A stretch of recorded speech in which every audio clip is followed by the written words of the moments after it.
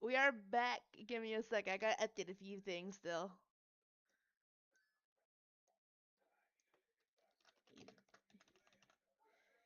We're going back to the letter today because I want to actually continue it. It's actually really good. Okay,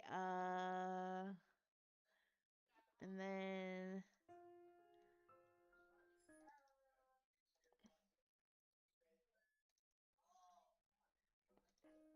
there we go. Okay.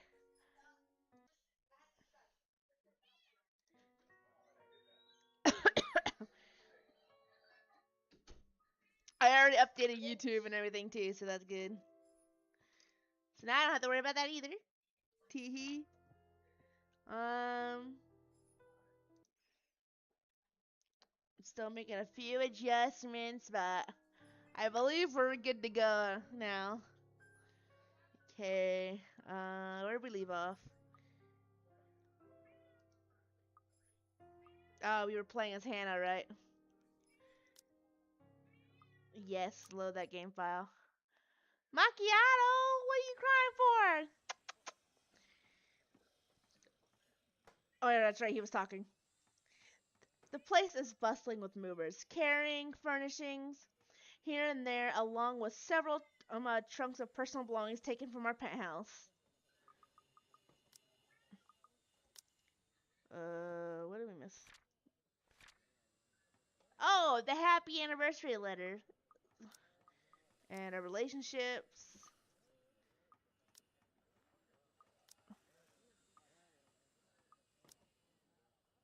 Alrighty. Luke watches them like a hawk, making sure nothing is handled carelessly or gets stolen. Careful now. I know your pictures are framed by cheap plastic, but those are framed by African Blackwood and are one-of-a-kind commissioned paintings.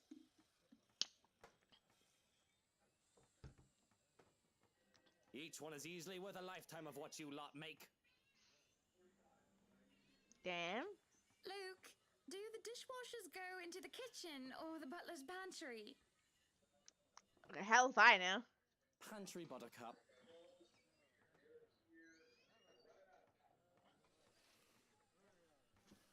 Careful, that's Emma No, you there, put that down. You do not manhandle a Napoleon Abueva.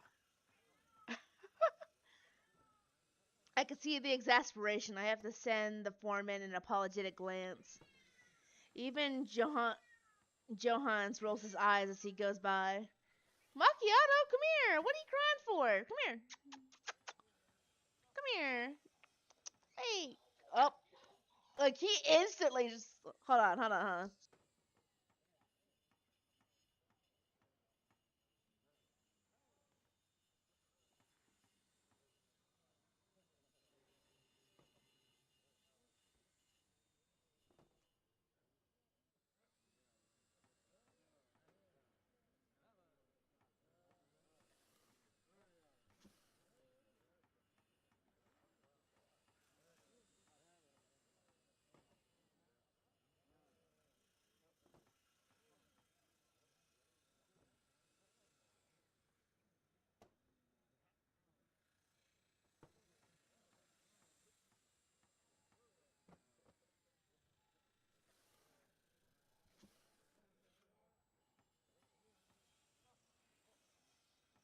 Sorry, my roommate came in. Considering Luke is always like this during a project, Johans and I have gotten used to it. Poor Marianne, on the other hand, looks a bit stressed at seeing a gigantic mess before quickly going back to work. Everything just has to be perfect exactly the way he wants it. One little thing out of place, one little thing that didn't fit the image he clearly constructed in his head, and Luke gets bent out of shape. Sweetie, why don't we go and sort your suits upstairs? Let Johans and Marianne and the foreman deal with the rest of the work. We have this, Mrs. Wright. Yes, please do go before a blood vessel bursts. Bloodstains are so troublesome to clean.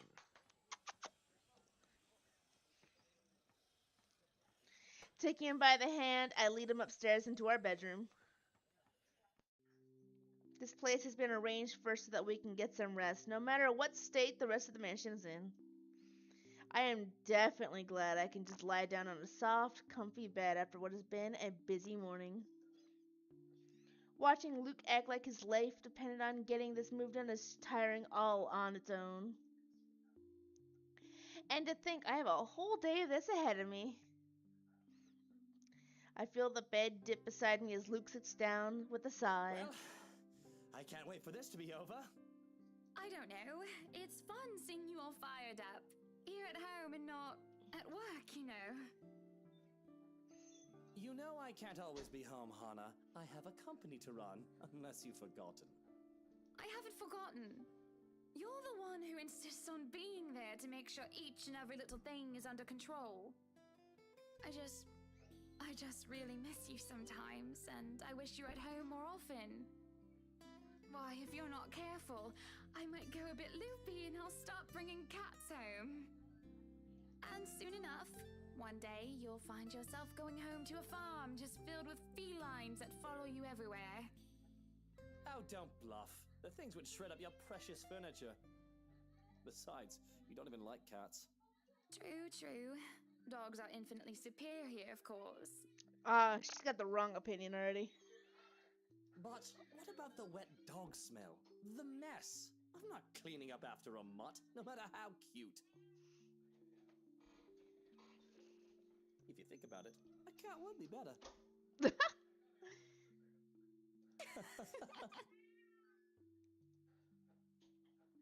It's not always that we can just It's not always that we can just lie down and talk about these sorts of things.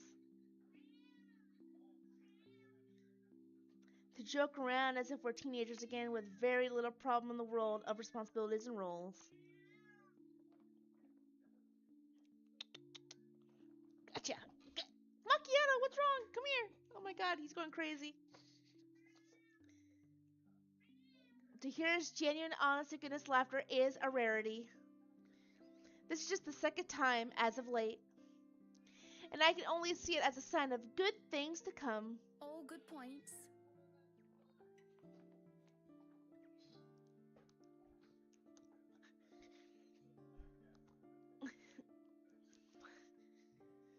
Come here, Macchiato. You're crying for a reason. You want to play real quick? Come here.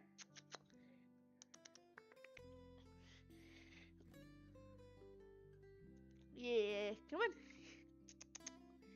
Whoop. Yeah, go pick up your fish.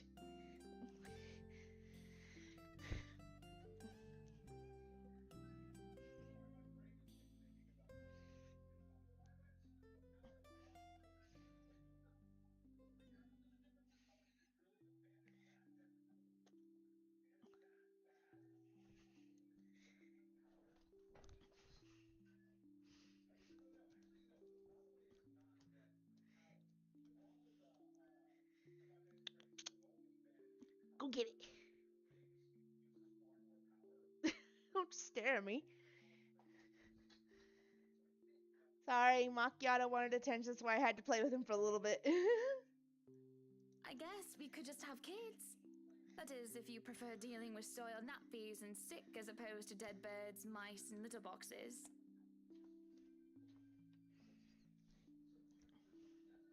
I've already told Marianne about turning the second bedroom into a children's room. I guess sometimes I don't know when I'm crossing a line. I didn't say that I'm a good comedian, did I?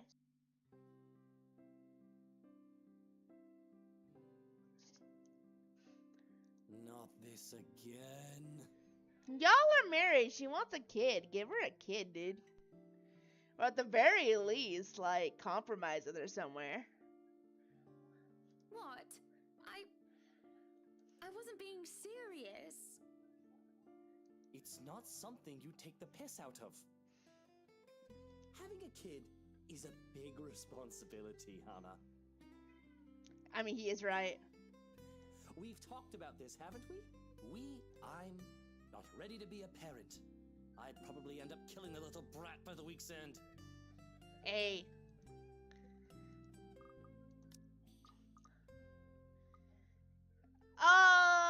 I don't think he'd be a good father. I really don't, but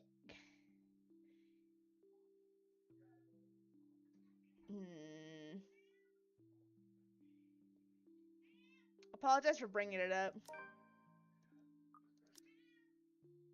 Ah, whatever. He's a bastard anyways. I feel guilty, uneasy even about bringing this topic up. This isn't the first time I brought it brought it out there, considering we've been married for 7 years. But I should have learned my lesson. Talking about it has always gotten me disapproval. After all, this is one of the surefire ways to get Luke into a terrible mood. I'm sorry, but I do think you... Don't finish that sentence, Hana. Just don't. We know how this discussion ends. Let's not fight over what ifs and if onlys. But what if we are going to have a family, Luke? What then? I just told you. No what ifs. We won't talk about it until you're ready. Let's not talk about it then. Ever. The silence that follows is stifling. I avert my gaze from him, favoring the view of our four-poster bed, overseeing his embittered expression. Just thinking of how insensitive I am for bringing it up makes me feel sick to my stomach. You're not insensitive. Oh my god. Thank you. Welcome back to you too, I think. We stay still. Neither of us dare to make the first move to leave. I know, right? This fucking a-hole. He just got done. Like, Hannah was like, oh, we can have, like, talking about kids with him. And he just got all fucking bent out of shape over it. It's like, dude, compromise with her. You guys have been married for 7 years. Come on. Like, I'll be the first to admit, I don't really want kids either. But, like, if you guys can't see eye to eye, you really shouldn't be in a relationship. Like, that's just my opinion on it. Because having a kid is such a big thing. You guys gotta agree on that shit. Until a crash from downstairs cuts through the tension. Oh, bloody hell. What is it now? I can't get away for 10 minutes without someone mucking something up. That better not be what I think it is. Oh. I know it's only an 8 million yen vase, but I swear, I don't stop him as he storms off, and he doesn't even bother to look my way.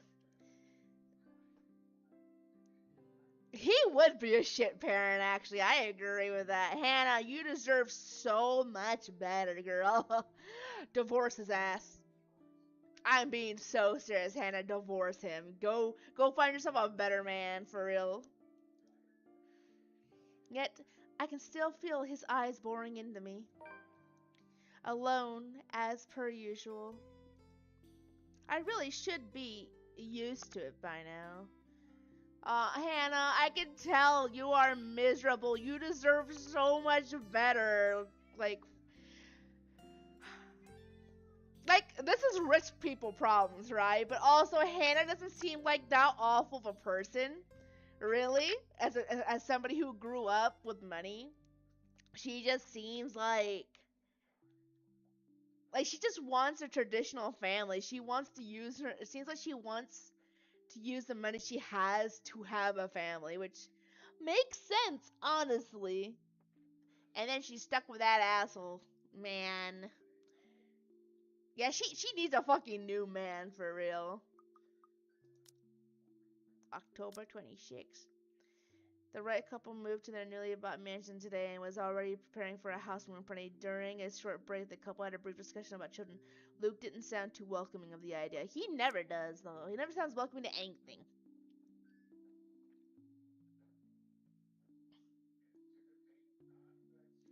Yeah, she has an ass type of a man for sure. Like, holy hell, she deserves so much better than that.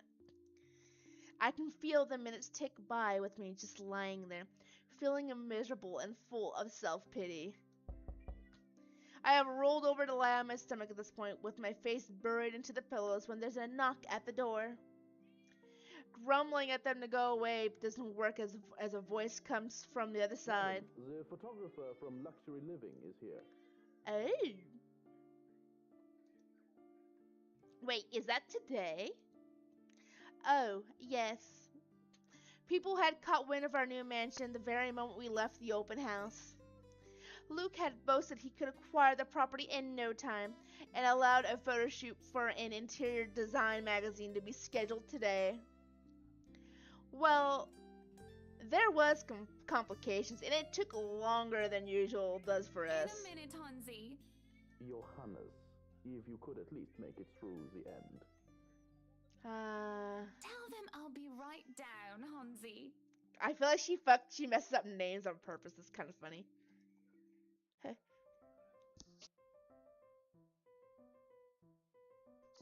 Oh my god, I tried to mute when I sneezed, and I think I sneezed into the microphone again. I'm sorry. The mansion grounds has been one of the first things to be fixed up, aside from the bedroom. Although it's still a work in progress, I had a promising start. I can already see the flower patches. Luke's favorite daffodil stands out easily, having been transplanted from the pots that used to litter the rooftop of our penthouse. Why, if the moving crew thought that Luke was being hard on me, they clearly didn't see the landscaper on his way out. I think it peeked out, so we didn't hear. All right, at least you didn't hear too much of it. The man looked like he was ready to faint, and Luke seemed ready to kill him by the end of the discussion. Oh. I feel sick suddenly. Hold on 1 second.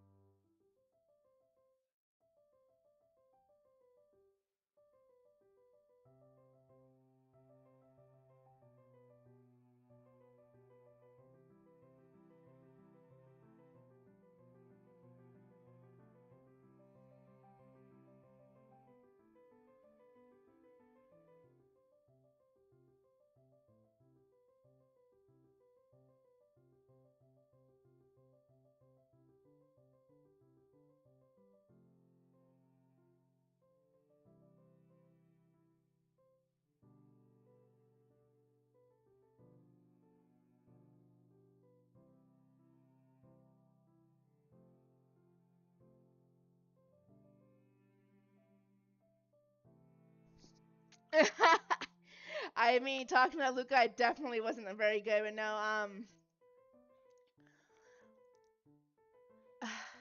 I hate talking about my health just because I don't want to be, known for health issues really, but I get random episodes of nausea quite often actually. I have nausea medicine for it and everything.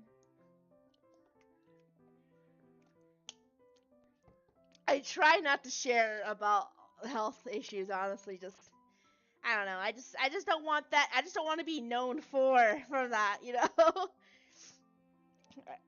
It doesn't feel good to. Right. It just I don't know. I don't like the idea of I don't know. I get insecure. I don't want people to like. I don't like the idea of being supported or having people be like, "Oh my god, I'm so sorry you had this or that or dealt with this," and that's like I don't want to hear it. It doesn't feel good. But I do unfortunately deal with quite a few things, and I am so sorry if I go AFK often or if there's moments I just am silent or if I even go to the bathroom too much. I'm sorry. I can't really help it. Or even if you hear me coughing, I can't help it. I just can't.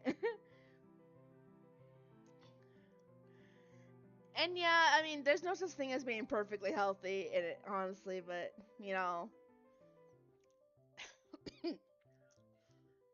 The man looked like he was ready to faint, and Luke seemed ready to kill him by the end of the discussion. Hey, it's Zack!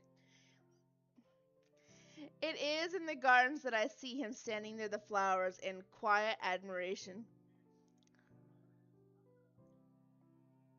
I know, and thank you. I appreciate it. I appreciate people being patient with me. I really do.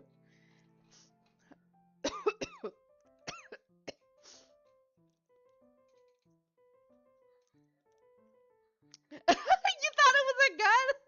No, it's a camera.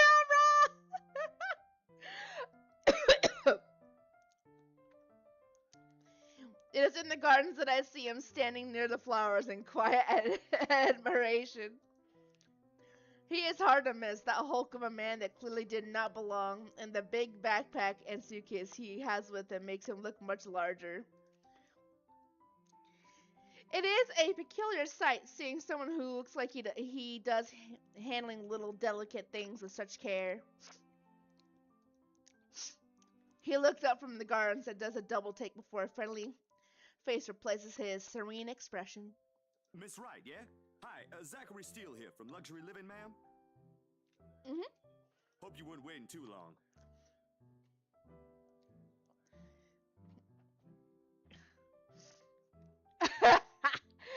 You're just... It's kind of funny, actually. I mean, I guess if you weren't, like, paying attention, I guess you could maybe mistake the camera for a gun, but I...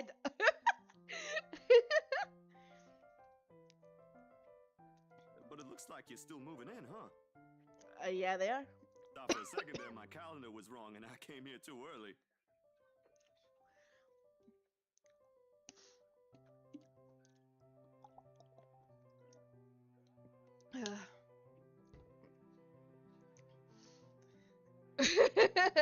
Yeah, I get it. The one and only. Welcome, welcome to Maison de Right. And yes, we've been in the process of moving in as we were delayed, but it won't be a problem. They're just adding a few things here and there, and you should still be able to do your work. Where's the rest of your crew then, Mr. Steele? Zach is fine, please. Mr. Steele makes me feel like I'm a mascot for a cleaning product. Anyway, I'll be your one-man crew for today. Don't worry, been doing this gig for a while now. You must be quite the veteran to handle this on your own. I mean, he's probably really good at what he does. We've had a full crew coming into our penthouse the last time we were covered in your magazine. Veteran? Oh, your words are too kind, Miss Wright. Hana! If I get to call you Zach, you have my permission to call me Hana. Alrighty then. Anyway, I'm no veteran, but I know my camera well enough to make sure this is a good shoot. You can trust me on that, Miss Wright. Hana. He caught himself. Zachary proves quickly enough that I can in fact trust him. His skills with the camera and experience in this industry at the very least. He is kind and courteous, listening and following as I lead him around the house. A really nice fellow, and he treats our household staff well whenever we cross paths with them. Zachy is the best character. I love his personality. He's so cool. He's so kind. For one, I asked what the bags are for. They are quite the magician's toolkit. From inside, he had procured several items to embellish the interior with. Bowls of fruit, lemons, trays of peppermills, stacks of cookbooks, cutting boards, and glass canisters filled with colorful nuts and grains are brought in for a kitchen setting. For the bathroom, there are white towels, seashells, and decorative soaps. There are other things as well, too. Numerous to count, all in the large backdrop and suitcase. Tricks of the trade. Softens up a room, makes a place feel more homey, and fills it up with texture. Makes sense.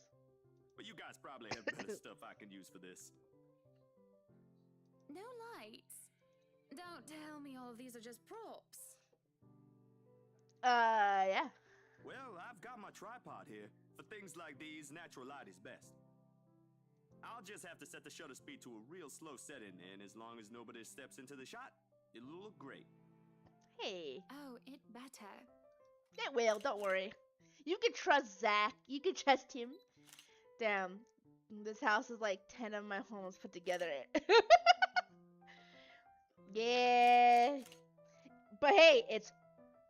Okay, quick question. Would you move into a house like this knowing that there was like horrifying rumors about it? Weird, like, uh, you know, legends? Hearing that maybe there was a dead girl ghost around that killed everybody that entered? Yes. Not, you don't even hesitate, just the yes. We go through the rooms one at a time, although we first tackle the ones that the movers have no business in anymore. The ballroom needs a little preparation with its grand design. Bruh. I'm not even surprised, actually. Although there is some trouble at first, with the wide open space and the pictures being backlit. It is in the kitchen that Zachary props some in handy. Considering how Johans kept the place so neat and sterile, one can practically eat off the floor. We carry on touring the house and taking pictures where we can, with exception to the rooms which have yet to gain any purpose or design. You'd pay extra just to move in. Too bad, I can't take a sneak peek at his photos yet. Funnily enough, he is using a traditional camera. I didn't even know film still existed. With the way he speaks, however, I can see that he knows enough about his craft that I'm not too worried about botched photographs. I imagine photography must be cathartic for him, judging by how at ease he looks while taking pictures. There are small snippets of conversation in between the clicking of the camera. He even goes far as to talk about these terminologies like shutter speeds and aperture when I ask about the technical aspects. I can't quite see the picture as it is made, which much like when I watch artists paint on their canvas. But just watching someone passionately practicing their craft such as this is exciting in its own... Wait, what? Is exciting in its own way. Oh, okay. I was like, what? Going through the many rooms has been quite the exercise for the both of us. Despite that, he has been so nice, I find myself putting on my best smile. Oh, look at this pretty picture. The cute picture. But it's as if... But it is as we're taking pictures on the floor that something comes to a standstill for a moment. Just a moment. And had I not been paying attention, I wouldn't have even noticed. It is merely a split second when Zachary's rhythm is put to a halt.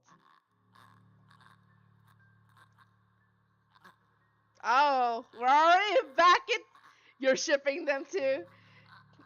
Honestly, they would be cute together. I bet he would treat her way better too. His finger doesn't move to release the shutter. Oh my goodness, this bitch is back. Well, I can't call her a bitch. She's dead. Something terrible must have happened to her. Yet, he also doesn't pull the camera away from his face. Gaze still firmly fixed through the viewfinder. I guess it goes... have a possessive grip on her. And, yeah, I guess so. Like, damn. The ghost has a specific interest in her. His hands shake, and there's a light sheen of sweat on his forehead. Zachary? No response. Zach, is something the matter? Lowering his camera, he blinks and stares at something behind me before shaking his head. Turning around, though, I see nothing that could have gotten his attention. Oh no, there's nothing wrong. I just remembered something I saw. let's get back to the pictures. Can you move a bit more to the left, yeah? I struggle to respond this time. There's a sudden weight on my back, an indescribable tightness around my chest. Oh, around my throat, sorry. Everything stops. And everything starts again as I manage to choke out. If you're sure. I don't blame the ghost either. Hannah's really pretty. I don't know what just happened. It was probably just a dizzy spell. I'm fine. And he said he's fine. We continue at the same pace as before, although there is an unspoken agreement that we will not talk about what happened. So, is this a full-time job for you then? Nah, I just freelance mostly. Magazines, newspapers, and events. So you can't really call it a full-time job. It's fun and it puts food on the table, but it's not what I really want to do. At least, not all the time. What is it that you want to do then? Maybe I've been out of line sticking my nose into other people's business, but I can't help but ask. I regret doing so, as I see his shoulders slump and the easygoing air he has fades away. He looks torn over whether he wants to talk about it or not. Films. Documentaries, mostly. But cinematography is a lot more difficult than photography, right? I was working on this thing, actually. What thing? Well, it wasn't really a big thing. People didn't like Blue Fonzie very much. People don't like a film about colors. I don't think it's really about colors. I suppose they would have liked Blue Bibby a lot more.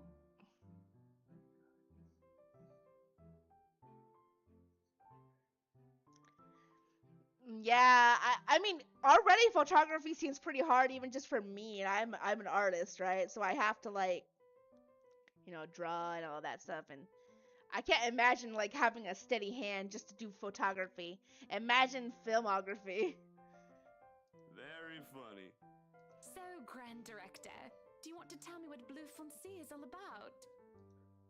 He hesitates, but when I refuse to budge from the matter, he gives in and spills it all out. Blue Fonzie, I cannot read French. I'm so sorry. I'm just gonna let you read that yourself. I am not gonna butcher that and get and make a fool of myself. I'm sorry. Dark blue, the darkest hour of the Black British. He speaks with passion of one who has gone through the very matter he is concerned with. There is conviction, knowledge, and experience in his speech. Why, I would have told him that he is an amazing speaker if only I wasn't so engrossed listening. Prejudice, discrimination in schools and the workplace, lesser chances for opportunity and higher chances of being treated like a criminal.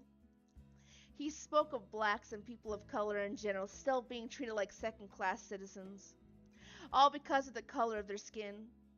It is all just positively riveting and sad. It comes to a point where he soon loses steam. He looks abashed, realizing that what he had just done. Sorry, I just got so carried away and... It's fine. It is really so fascinating to watch people talk about their passion after all. Hannah seems like a good woman. She really does deserve so much better than that fucking asshole. Hey, divorce Luke and get with Zach. Do it. He would treat you a lot better. I bet you he would. You should see how your eyes light up when you speak so fiercely. You do have very beautiful eyes. Oh, she flirting. I bet We all hate Luke. We're the number one Luke haters in this house. Uh-huh. Thanks, I guess. Come on, Zach. You're so handsome. You should shoot your shot. What's the worst that could happen? I want to say that I understand where he's coming from. But I really don't, do I? You got good eye for potential ships. Yes, you do. I was born with a silver spoon in my mouth, and I have lived a charmed life. It hasn't been perfect, but the difficulties I've been through pales in comparison to what others experience on a daily basis. I certainly don't know how I would have fared were it any different. Would I still have met Luke? Would he still have loved me if I was any lesser? What was your home like? Right? Come on, Hannah. It's so rare to see somebody that comes from money be kind like Hannah is. And even if she's like not, from what I've seen so far, if she does come off as insensitive, I don't think it's on purpose. She just seems like she just genuinely wants connection. Like, come on, it's so rare. Honestly, same. These things you talk about, it sounds like you've... Well, I don't mean to pry, I mean. Live with my older sister and my grandparents. We had a shop selling all sorts of things below our flat. And well, I was one of the few non-white, non-British students in class. I didn't get pushed around or anything straight up. Even then, I was one of the biggest kids around. But a pencil and notebook would go missing, you know? Oh, that I knew. Children can be so cruel at times. Of course, it may be a slight different story when you have personal guards, and the stolen item is not a pencil, but an expensive heirloom. So what about you? How you liking your new house? It's pretty impressive. It's nice, I suppose. You suppose? Not big enough? What? No, oh, don't be a bully. It's just that... I understand if you don't want to talk about it. I was a little girl, all dolled up and treated like fragile porcelain, with nursemaids waiting to me hand and foot. All the material possessions anyone could ever want. I could ask for on a whim, and it would be handed to me just like that. But I barely saw my parents. Just goodbye kisses in the morning before they went off to who knows where they were needed to next. I saw them more often on the telly or in the papers than I ever did in person. I remember my old house. It was a lot like this one. Big walls and big halls, but nobody in it. Not really. It makes you think how alone you are. A pensive mood overcomes us, and there's a moment where neither of us are sure how to go on from there. Things have gotten a bit too personal, yet it isn't wholly uncomfortable. Like as if we've been friends before. Well, that's normal, ain't it? You just moved here. You'll make home out of it yet. He certainly makes it easy to believe that. My childhood house is indeed a lot like this one. Just as large and extravagant, and just as empty. I hope he's right. So, Monsieur le Photographe, you've covered the one and only Ermengarde Mansion. What's next on the agenda? The interview? Boring. It's an interior design and housing magazine. And they want to know what Miss Wright has to say about her interior design and house. Honor Wright thinks she bought a magnificent house that she can certainly brag about. Blah, blah. Boring. I love her. You know what they should print more of? I watched an interesting documentary the other day. Bleu Foncé, The Darkest Hours of the Black British. I recommend you watch it. Those are the things that people should know about. She's trying so hard to... She's like, don't pay attention to me. You should go watch this documentary that's about really important things. She really is. Again, she deserves better. What do they care if I use a purple or green bowl of fruit in my kitchen? People, right? Oui. People are shite. What do you think? Do I look good with this angle? I strike a pose while he's being busy, looking taken aback for a moment, probably not expecting me to just go and say such a crass word. But he recovers quickly, and after snapping a few shots, he grins. Yeah, vous êtes belle. You want copies of these ones? Yes, please. You two should kiss. So, the big boy knows French. Of course he does. You must He's... have wooed a few ladies. Unless you're into gents. Either way, French is, after all, the language of romance. Oh, I don't know about quoting fancy poetry, but I've made lunch for a girl before, and they did like that fancy French cuisine. Ah, so you know how to cook. Hmm. Hey, Hannah, he sounds like husband material. I'm just saying. Can you cook your best? I can cook just about anything as long as I know the recipe. Mm. Right? Come on, quickly, bag the guy. Hurry up, hurry up. Leave Luke and ask Zach on a date. Come on, do it, do it. Say money big. It has been too long since I've had a nice and proper chat with a good friend. Honestly, for real, honestly. Okay, listen. We all like Ash, right? Ash is cute, but Zach is like, he's the whole package. A nice dude. He knows how to cook. He's very kind. He does a lot for you, and like, oh come on. And look at him. He's so handsome. No, Lee is certainly not a good friend. And although we've just met, Zachary is the sort who can probably befriend anybody. I think you're right. He's just a comfortable person to be with. A bit too comfortable. Oh, Hannah, you crushing already? You finally met somebody who's so kind to you, and you're just like, damn, I've been missing this. The photo shoot went by a breeze.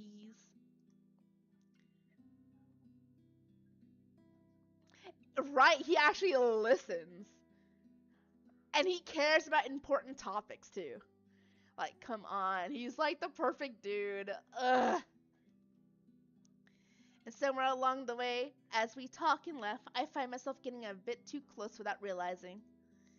He'll give me this strange look until I back off, and he'll go back to asking questions after I agree to do his little interview. Hannah, you're so comfortable with him. You know you deserve, Hannah, you know you deserve better. You know you do. It's just odd. Well, no. Me being friendly isn't that odd. That is how I am. Zachary is the one that's being odd. Why, anyone else would absolutely welcome the extra attention I give them. He, on the other hand, looks almost flustered about it. He should be used to different personalities by now, having to deal with various people when he works. And if not, he needs to start. Perhaps nobody has shown him attention of this kind, and he's a big boy. He should be able to handle me. Why did she say that?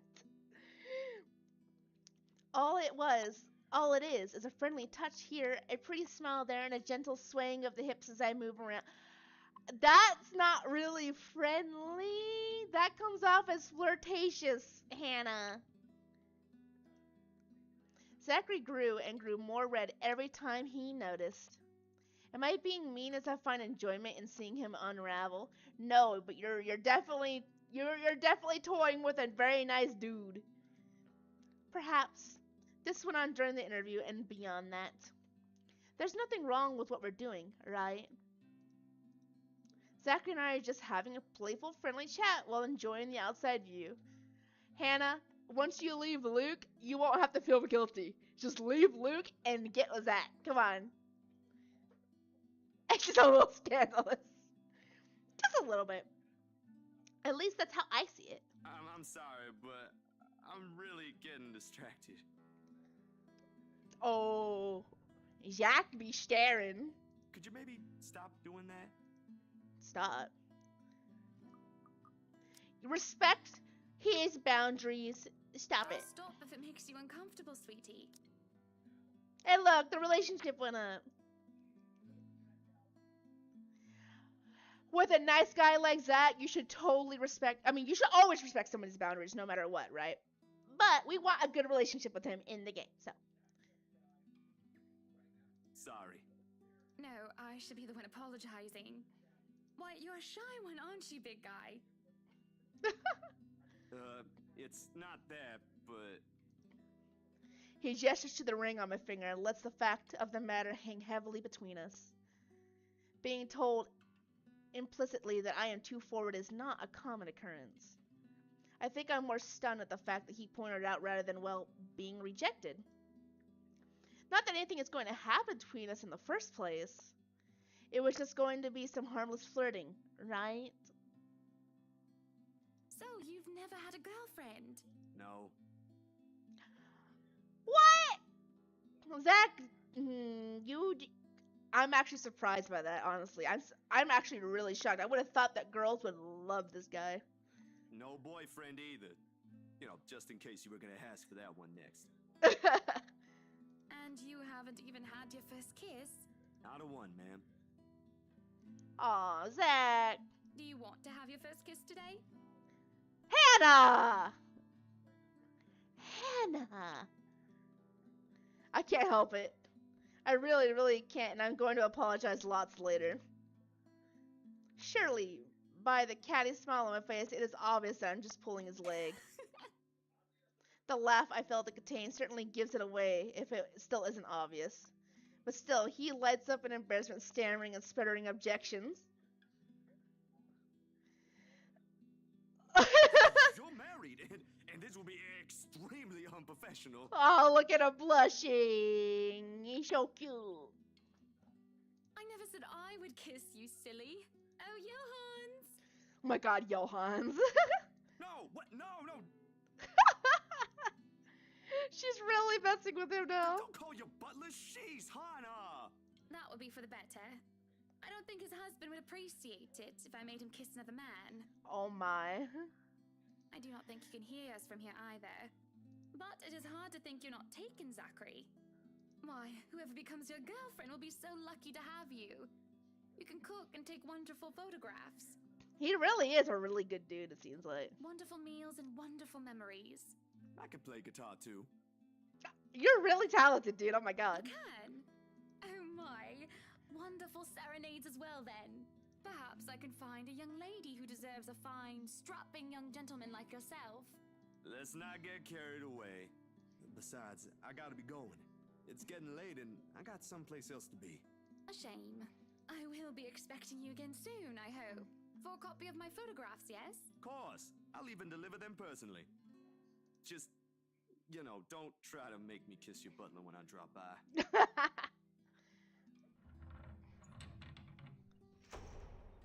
Like, at least some for the rest of us, right? As fate would have it, the very moment the words leave his mouth, Johans comes out of the house. Oh god, give me 1 second. I need to take a quick break. I'll be right back.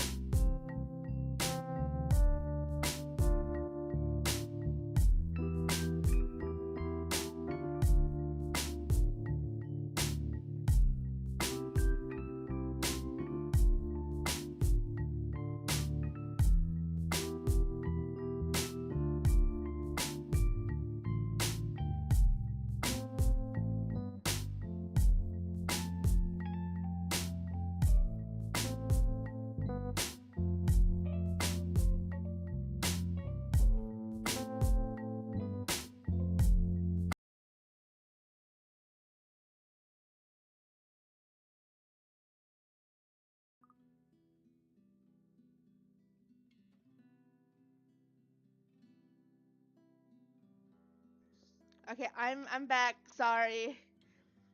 Uh, so I unfortunately did get sick to my stomach, but funny enough, I'm hungry now. So it's a good thing I already had food cooking, I guess. But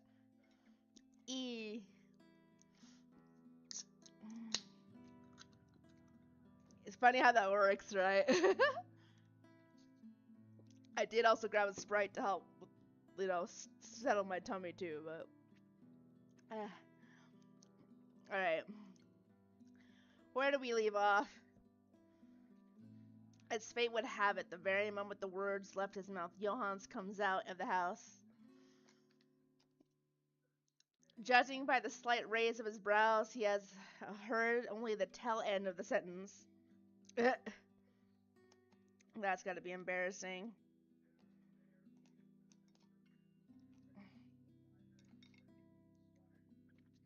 There shall be no kissing of any butlers under this roof, Danke.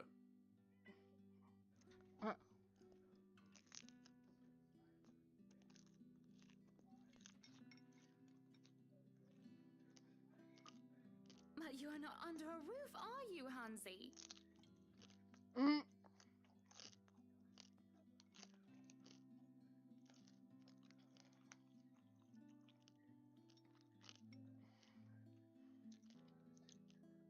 Damn, I guess not.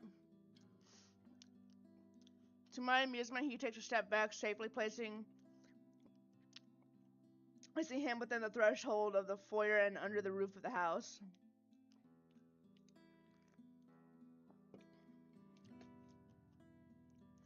And just as ever, he is quick to return with a sardonic reply. I am now. Mm.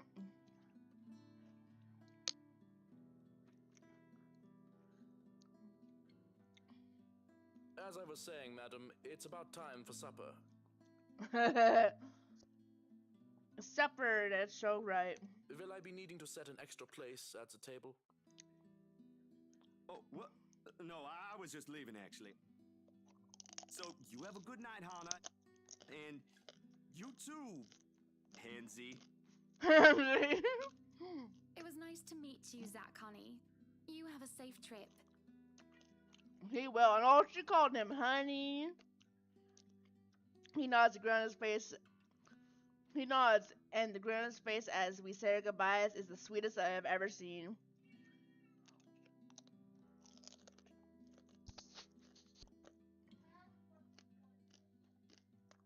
I linger, looking up for him with his relatively tiny bicycle backpack safely secured in the basket of the front and suitcase hooked on the back. I watch as he went down the path back to Ansem Village until he is nothing more than a blip in the horizon.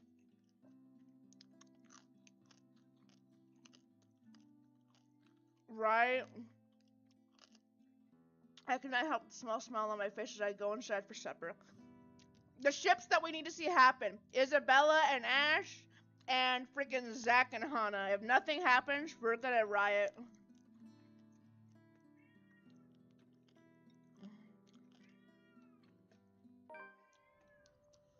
Entering the dining hall causes me so much confusion. It's dark. For a moment, I thought the electric work is not up to par. But that clearly is not the case, as every other room is brightened with artificial light. Finding the light switch is a monumental task concerning the size and my unfamiliarity with the room.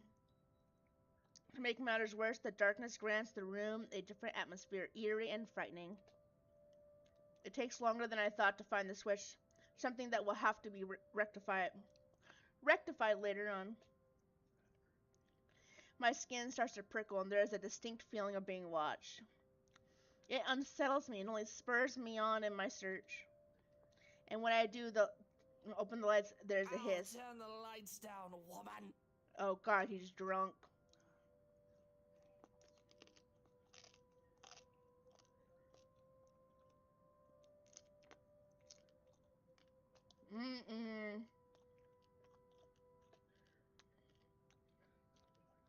Shit, I forgot to read that. Hold on.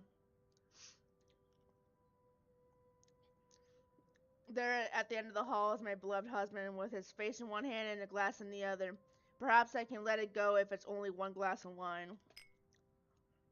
However, I can feel myself go livid after seeing the toxic green liquid gleam mockingly at me. Luke, what? Right, you don't. Like, girl, leave him and go find Zach. He's an alcoholic. He doesn't want kids. He doesn't care about your happiness. Are you drinking absinthe? You know what the doctor said. Absinthe, Luke. Are you actively trying to kill yourself? Because if you are, we can just hit you with a bloody car. This fucking guy. You don't deserve her concern, man.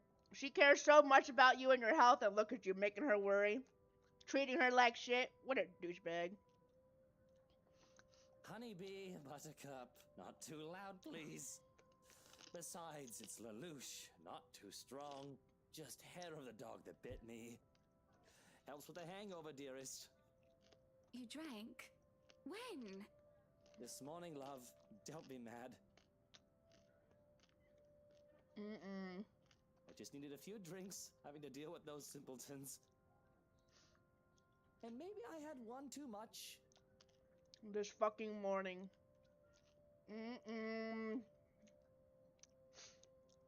Who drinks that early in the fucking morning, dude?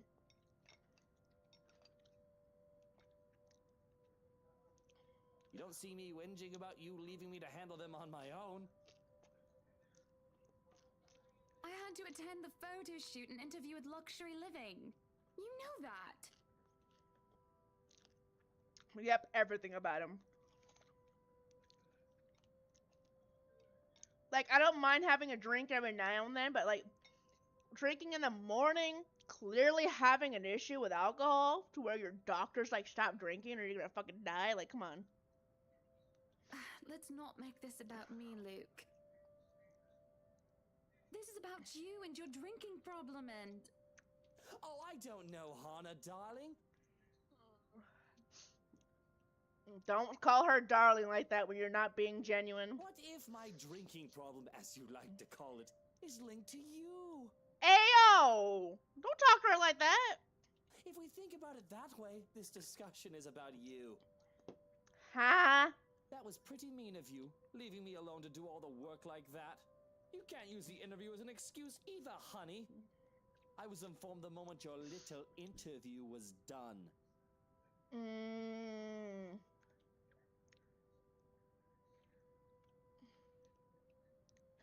Yeah, I used to also have a drinking problem. I didn't drink as bad, but my problem was something else entirely.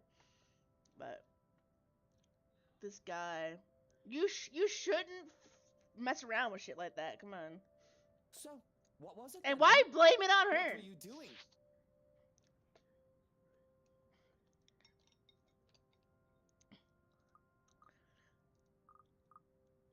You know what? Fuck you. I was with Zachary. I was talking with Zachary, the photographer for Luxury Living. I have no reason to tell lies. It's not like I am guilty of anything. Well, fuck you. You can let the relationship go down. But as Luke's expression turns, he makes me feel like I actually am to blame for something. He really is the worst. He has a way of making me laid bare with just a look. That he really struck me when we first met.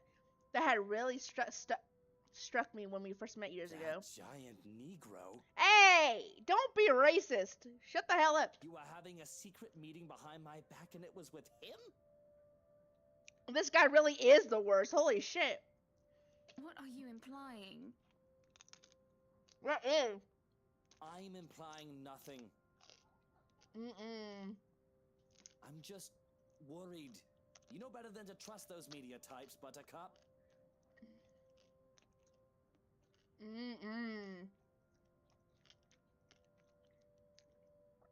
Bro, there ain't no way you just fucking said that. I don't blame you. Fuck this guy. What the hell? He must have been really friendly to occupy your time like that. Imagine a character making you so fucking mad that you just need to. Hannah, leave this guy like immediately. No, leave him like yesterday. But all he's looking for is his next big headline. Don't talk about Zach like that. He's a good dude. He's a photographer for an interior design magazine. Doesn't matter. You let one little thing slip, one wrong move, and it'll blow up in the telly in the morning. He'll go to his journalist friends to gossip and make a quick quid.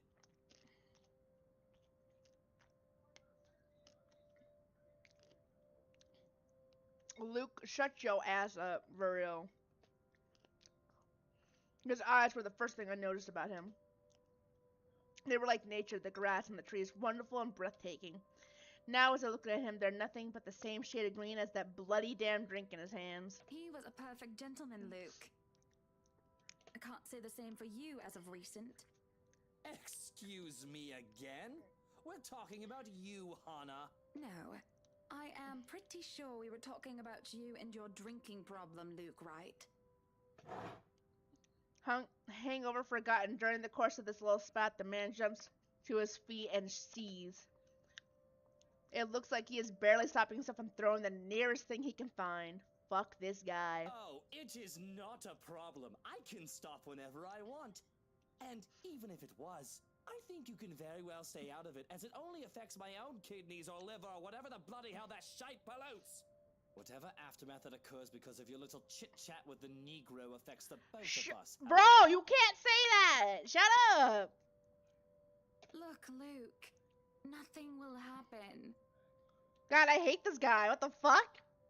You have to relax. It was just a friendly chat. Like...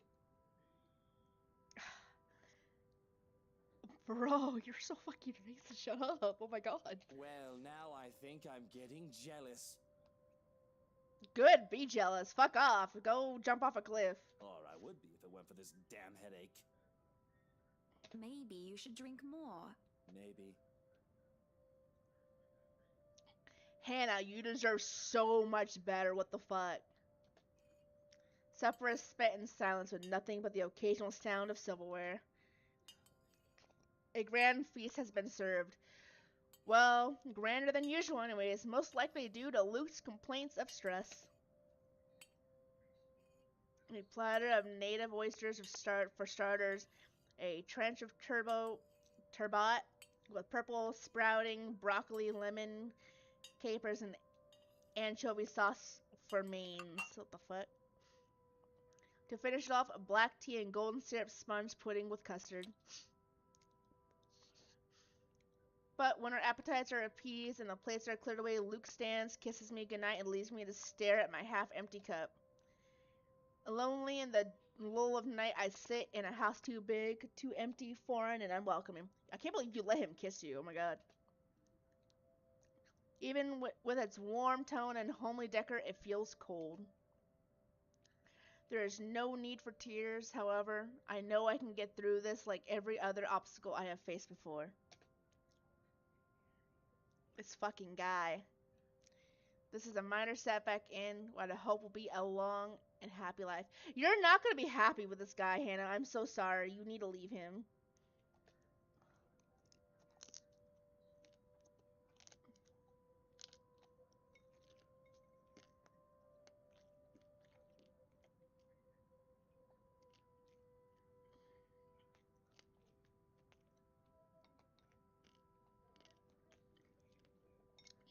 To remind myself that this place is for Luke and for our future children fills me with a renewed vigor. Besides, it looks like someone is having a cry already. The wailing is far away and muffled. Yet, at the same time, it shakes me in my very core as I hear it. As if the suffering is just standing right beside me.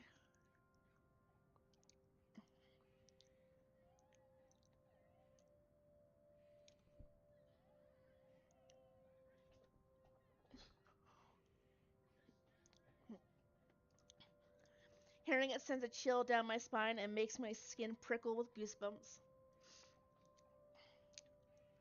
Who is that? Oh god. We're back to the scary part.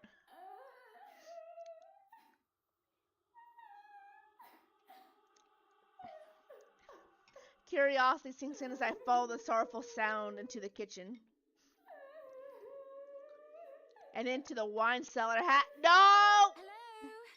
Is anybody down there? Oh, Hannah, please don't go down there.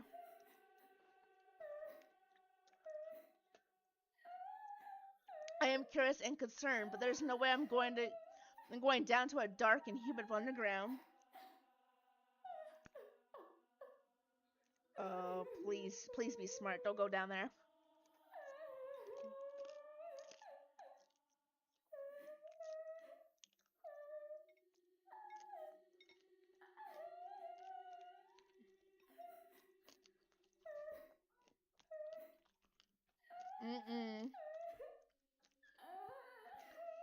I'm not as enthusiastic as Luke, who considers himself quite the connoisseur.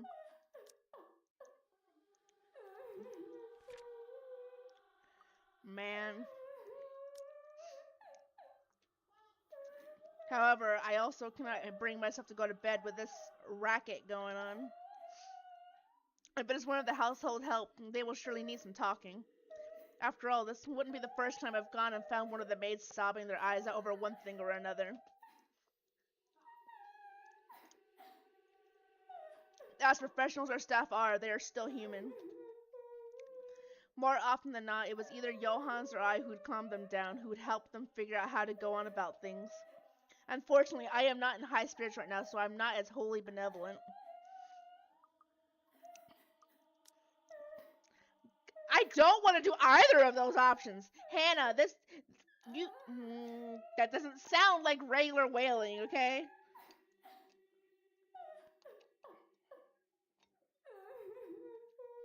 Welcome back with your coffee. You missed the worst of the argument, and now we got spooky shit happening again. We're fine, cause fuck Luke.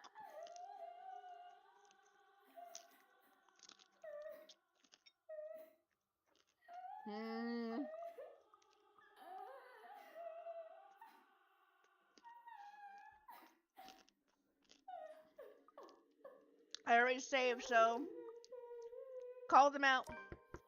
I knocked 3 times.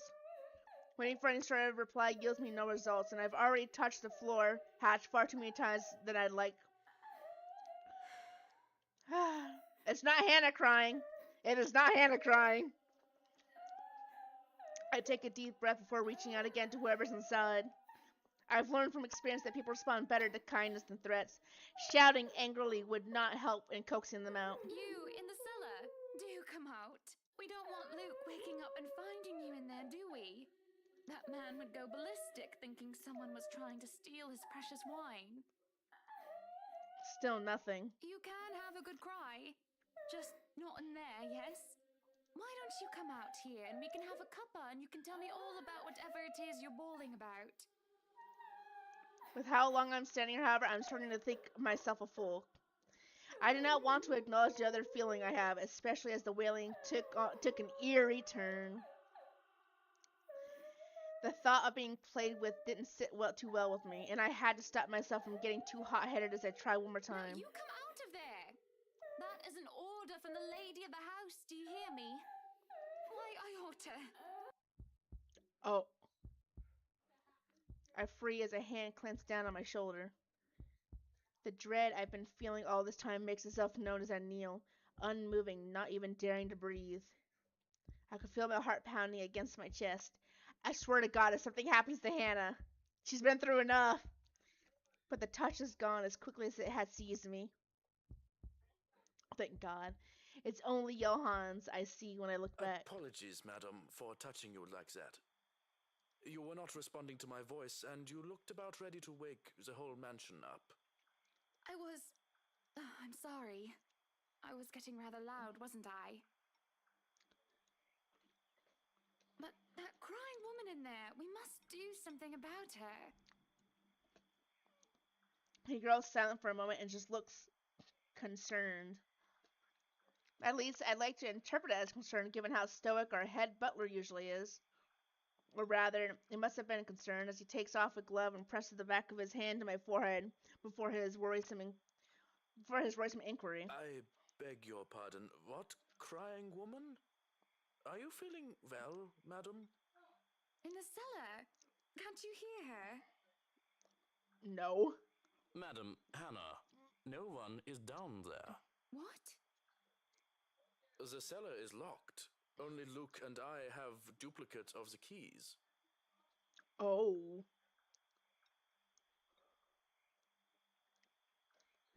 Nobody is down there.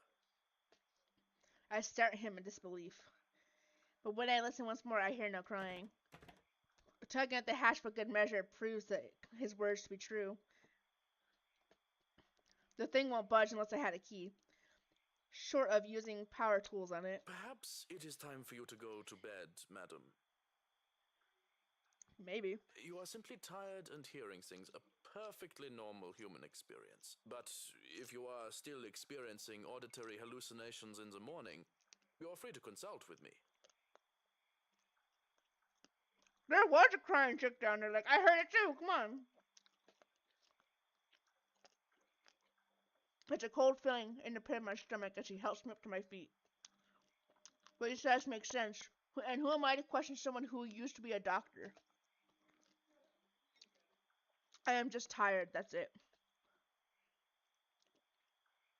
Long day of moving, the interview, dealing with Luke, that has all drained me of any proper sense. Yes, I suppose you're right.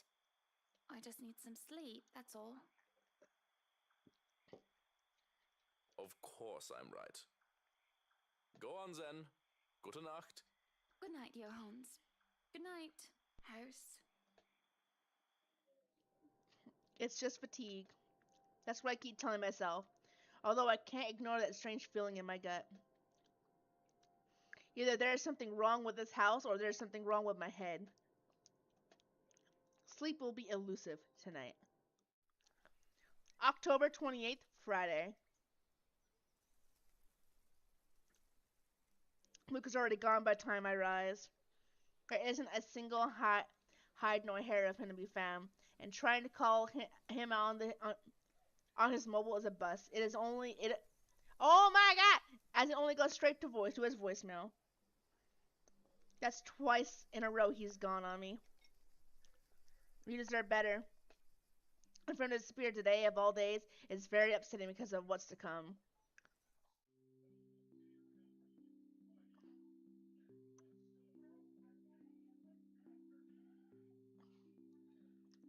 Well, I agree with you. You still have to remember that is technically her husband. She deserves better still, but like, man. To be in a toxic relationship where you unfortunately love the toxic one. I have been there. Unfortunately. Fortunately, I am much more refreshed as I took a break from my responsibilities. I haven't had the faintest clue where Luke was yesterday. Today is going to be a busy day, although unlike Wednesday, the master of the house isn't here right now, absent once again from his duties. Hopefully he'll be back in time for the party. This is our house after all. A grand housewarming party for the wonderful Wright Mansion. No, I get it. I have to remind myself this is just a game in order to not like lose it, because he's not real. While the shit he said did piss me off, I just have to remind myself this is a game. It's just a game. Thank God it's just a game, because if I saw a guy talking like that in front of me, I would have thrown a punch. Like, instantly. Bro would have gotten socked in the face. Every person of importance from Luxborn is invited, and there will be a few guests flying in as well. Of course, there will be some people from the media, along with friends and acquaintances who are made no less important, who are made no less important regardless of their status in society.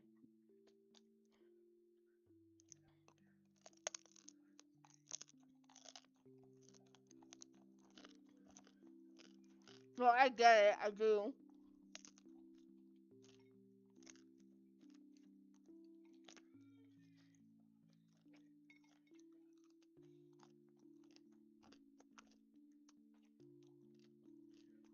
Hold on.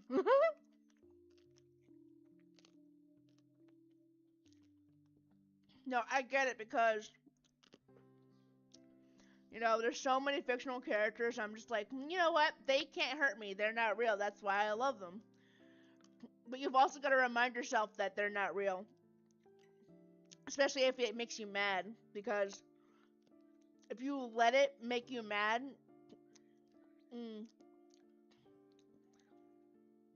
like, you're allowed to feel mad. You're allowed to be upset. And you're allowed to walk away, definitely. Always walk away if you need to.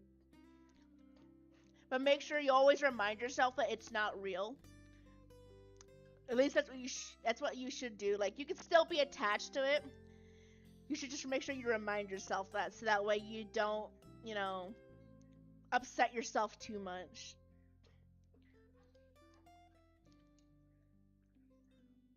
I hope that made sense.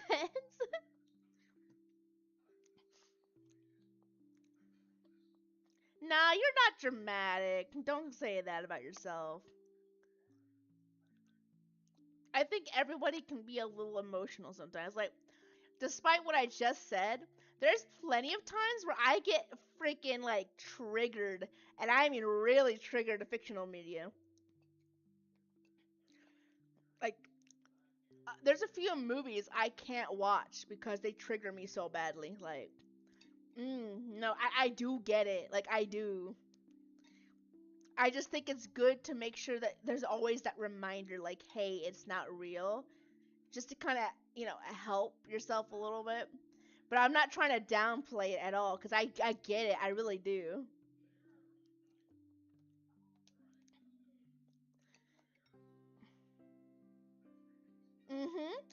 I do. Mary and I discussed business and the last minute touches to the house before finalizing everything. Not that there's much change from our original plans. Bar any huge additions to the property itself, the mansion is nearly 100% complete. You have certainly exceeded expectations, Marianne. Everything looks so marvelous, and in such a short time, too. Well, I can't take all of the credit. People have certainly been enthusiastic about the idea of working on the right mansion.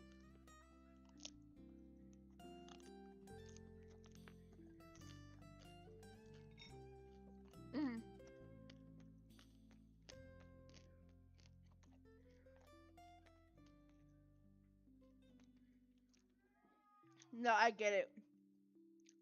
And you know, that's why I said sometimes it's good to have a reminder. Because that does happen. Some people forget. I just, you know, I like to remind myself often that fiction cannot affect reality. And it shouldn't, right?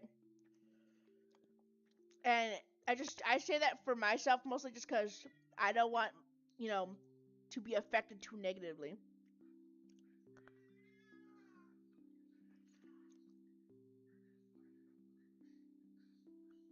Obviously, everybody's different, you know.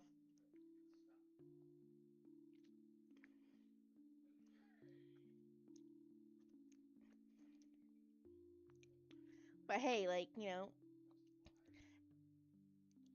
there's nothing wrong with being emotionally attached to fictional characters and medias.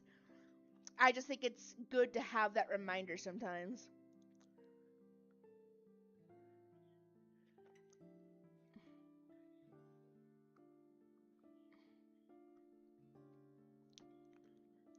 There won't be any more problems unless Mr. Wright has any more objections about the second bedroom. And that happens, you know.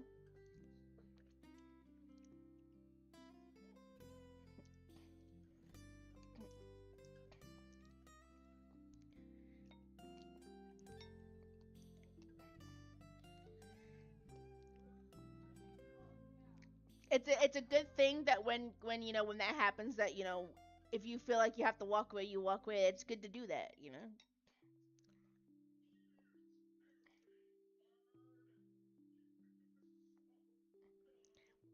I do think that that's true. I think really good writing does affect things like that too. I have met people where they can't separate fiction and reality, and that I do know is an issue. I'm not saying that's what it is, right? But I just say I have met people like that too, where sometimes you just have to gently remind them.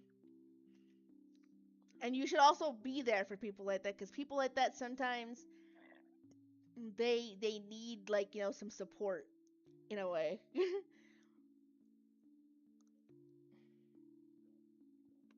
No, I get that. Luke might had a small tip about making the second bedroom into a child's playroom, which I insist is completely practical. In the end, he had to ask when I didn't give him any choice in the matter. I even bought this wonderful wooden crib from the antique store yesterday, including some toys. Just in case anyone brings their baby, of course. Besides, we have little need for actual guest rooms. We hardly have guests who spend the night. If we absolutely have to, we often choose to foot the bill for their visit on one of our hotels instead. Always at Luke's own insistence. And on the off chance that we actually let someone stay, the bedroom in the opposite wing is still up to the task. Oh, no. We proceed with that room as planned.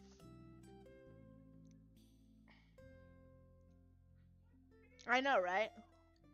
I already agreed to him having his greenhouse and his vineyard and his stables. He may as well let me have this one thing. No, I did not agree to him having a helipad. All right, then. Good, don't give him a fucking helipad. Fuck that guy. Well, do we have any other concerns? Anything we need to put on our agenda before the party commences? Nope. No, I don't think so. Not unless Luke has anything else to say. Mm-hmm. Is he around then? It'd be best if we can note down his request right away, considering the scope of his usual ones. Around? No. Where is he? Who knows where? I don't. No, he's not around.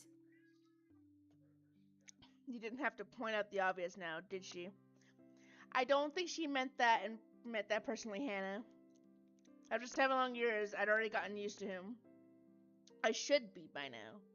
Still not, apparently. Don't you have a party? I want nothing more than a complaint to whine about how unfair this is. However, airing out one's dirty laundry is simply taboo among high society. My bad. Huh? Nowhere.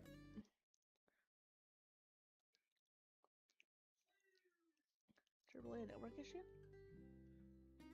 Hold on.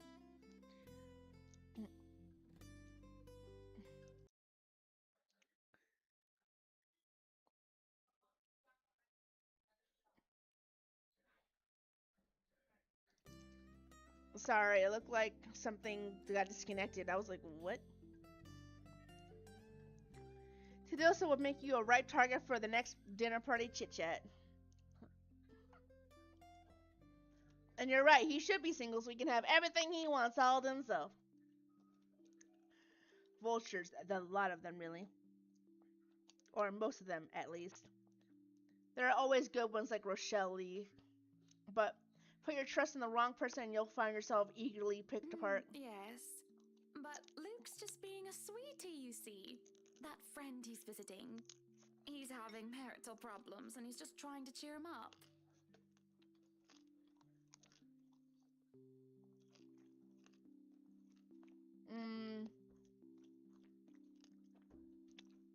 Perhaps I'm being a bit too rash, a bit too hot-headed in divulging details.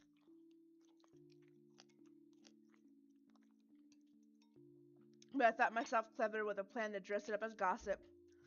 Marianne's raised brow makes me unsure whether she's interested or not. Hold on.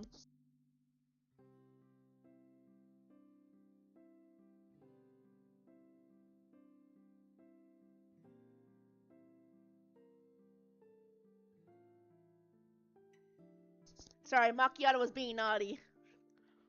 He was clawing the carpet. He knows better than that.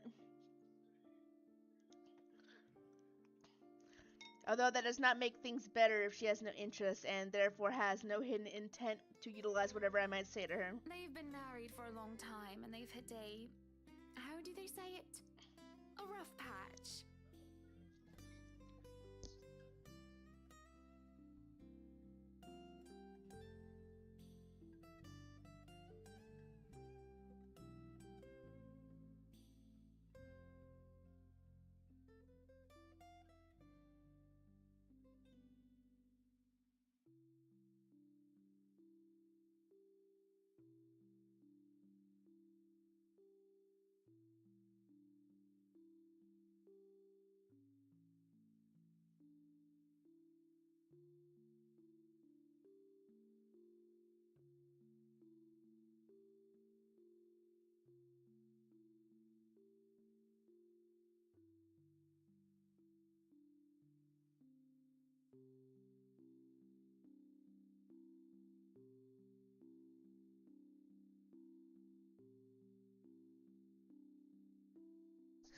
Sorry, Macchiato is just getting into shit right now.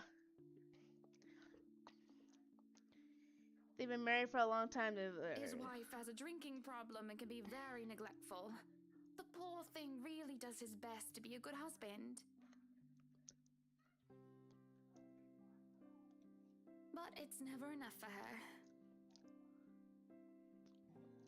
Sometimes I think it's the years.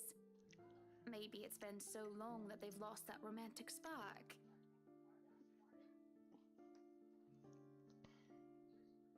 What do you think? You were asking for my personal opinion on the matter, ma'am? Do you want me to be honest, or... Be honest with me. Be honest with me, Marianne. I don't need someone to sugarcoat it. I'm not some fragile thing that I'm just going to break down at the slightest thing. She hesitates, taking a sip of her coffee while I stare into my own cup. The silence stretches on, and I almost believe that she will never answer my question. I suppose I shouldn't blame her for putting her in a tight spot like this. Her hesitation is understandable, though. I loathe to admit it. She simply wants this whole thing to stay professional. But then she speaks. If I'm going to be completely honest, I need to ask. This is about you and Mr. Wright, isn't it? It's my turn to hesitate now. I really didn't expect such a straightforward question. And to get to the heart of the matter, I suppose I'm not as clever as I'd like to think. Or is it really that bad that an outsider can see our little marital troubles? Surely we aren't that obvious, are we? We put up the act of a perfect couple for years, although it had always been an act. Marianne is just more keen than the average person, I guess. Oh, of course. It is a necessity to her career, and she's been working so closely with us. Yes, that's it. Suppose it is. What would you tell me? Then, I tell you it's none of my business. I tell you that I don't want to meddle. But, if the troubled husband with the neglectful wife asked me for my honest opinion, I'd say that he shouldn't base his happiness and his self-worth on someone else. Someone who won't even give him the time of the day. Maybe he should try being independent for a while. See what it's like when he isn't trying to please someone else and doing things for himself. Everyone's supposed to be their own man or woman, right? A bit of breathing room never hurt anyone. I like this girl. That's just my 2 pence worth, of course. So you're saying they should divorce? Nothing as drastic as that. If they're afraid that it might lead to just that, then maybe that is what's meant to happen in the first place. Mm-hmm. We shouldn't let our fear control our lives. You're so right. But it's just a short hiatus is all. Or, couples therapy? Look, I'm really not the best person to ask about relationships. So grain of salt and all that. She shows off having said her piece and leaves nothing but the smell of coffee and Earl Grey between us. There's a calm despite the nature of what has just been discussed. To say that her words make me start to think is an understatement.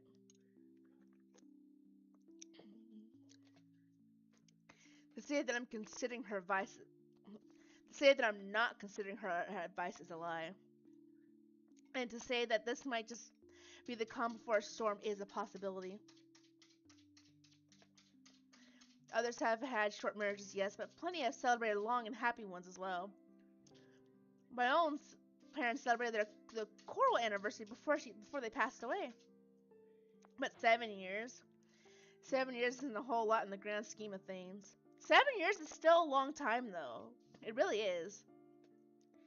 It isn't a whole lot of time to see what and where a relationship can bring us. And at the same time, 7 years.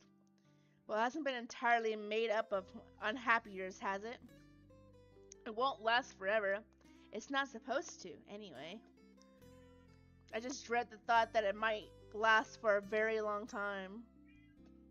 I dread the thought that these small spats, these little disagreements will turn into an all-out resentment. The idea that we will grow to hate each other with every fiber of our being scares me. I can't even pinpoint the exact moment when our blissful union turned sour. We can get through this, right? I know that I still do love him, and I feel that there's still a part of me that part of him that loves me in return. We just need to get our hands together and talk. Surely, we will see some sense.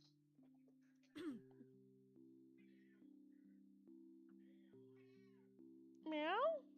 What's up? Huh?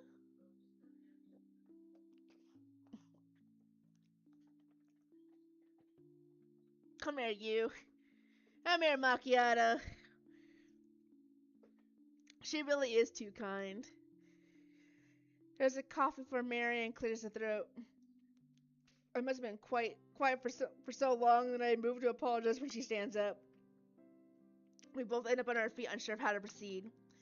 Some sort of odd, awkward shuffle occurs as we decide whether to sit back down or not. I really should handle what's left of the work. You won't be attending the party? Oh, you really must, Marianne. I'll try to stay and chat. Maybe grab a few bites and a drink, but I can't be around for the entirety of the event. My apologies. Busy, busy, busy. You must stay a while. I'd love for you to meet some of my friends, and they're ever so excited to meet you. You need to say hello to the Lees, at least. If it wasn't for them, I'd never even heard of you. We'll see. Hannah really is way too kind, honestly. You deserve so much better, Hannah. So, if I can be excused? Certainly.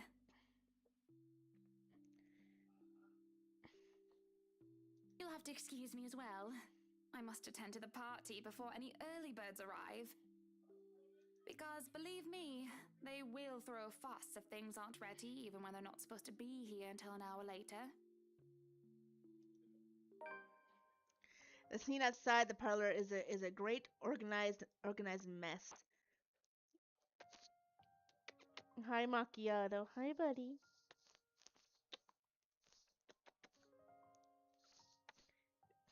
Macchiato, recoup time. You want some kisses? Hi, Macchiato.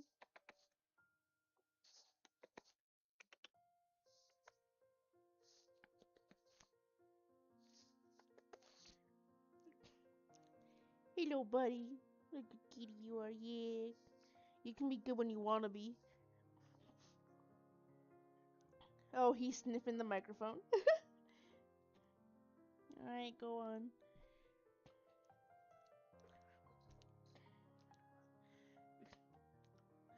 Aside from our own household help, we hired the service of the temp agency, which provides staff for Wright Enterprise in the hospitality sector. Even our very skilled staff cannot undertake a party of this size on their own.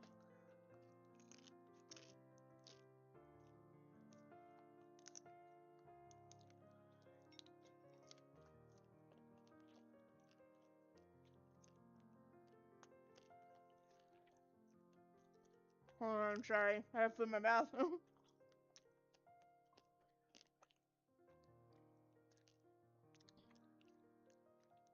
Waiters, busboys, hostesses, and their staff contain captains move about in droves, carrying crockery and serveware good for several dozen people and then some.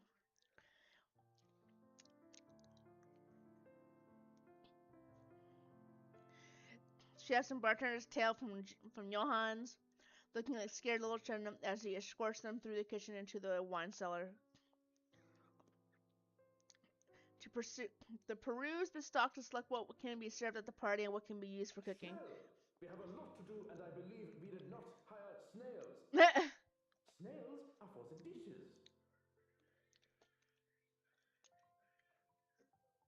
A string quartet.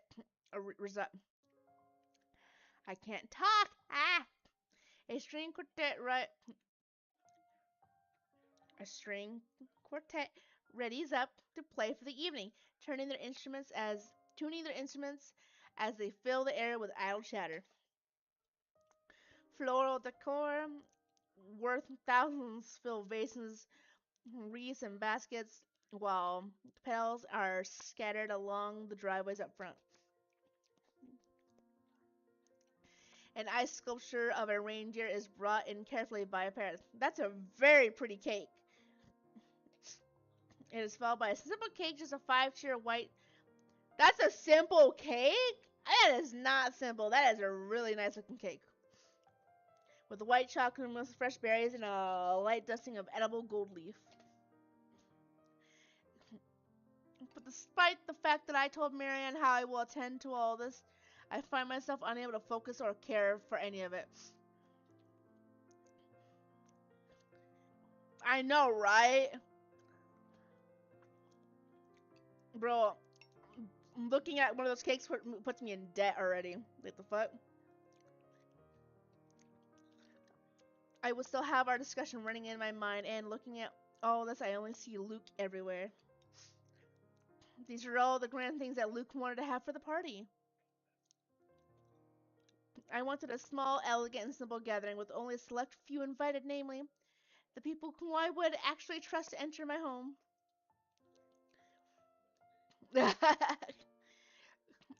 I did not want any bloody politicians or paparazzi in here, no matter how used I am to catering to them. At least be here for your party.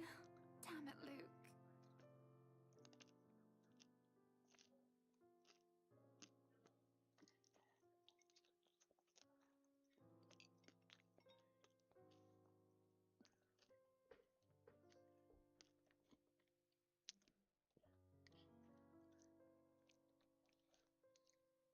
The entire thing screams Luke right. And I can't help but add another question to my growing list of queries. Where did I lose myself? It's always about him nowadays, isn't it? What about Hannah Wright? What about Hannah Evans? I used to be my own woman who made her own name, her own career, her own decisions. Sure, I wasn't already the social butterfly that I still am today, but it wasn't all empty, shallow gossip and sitting pretty. I was also lauded for my knowledge and talent. Finance manager wasn't just handed to me, just because my father owned the company.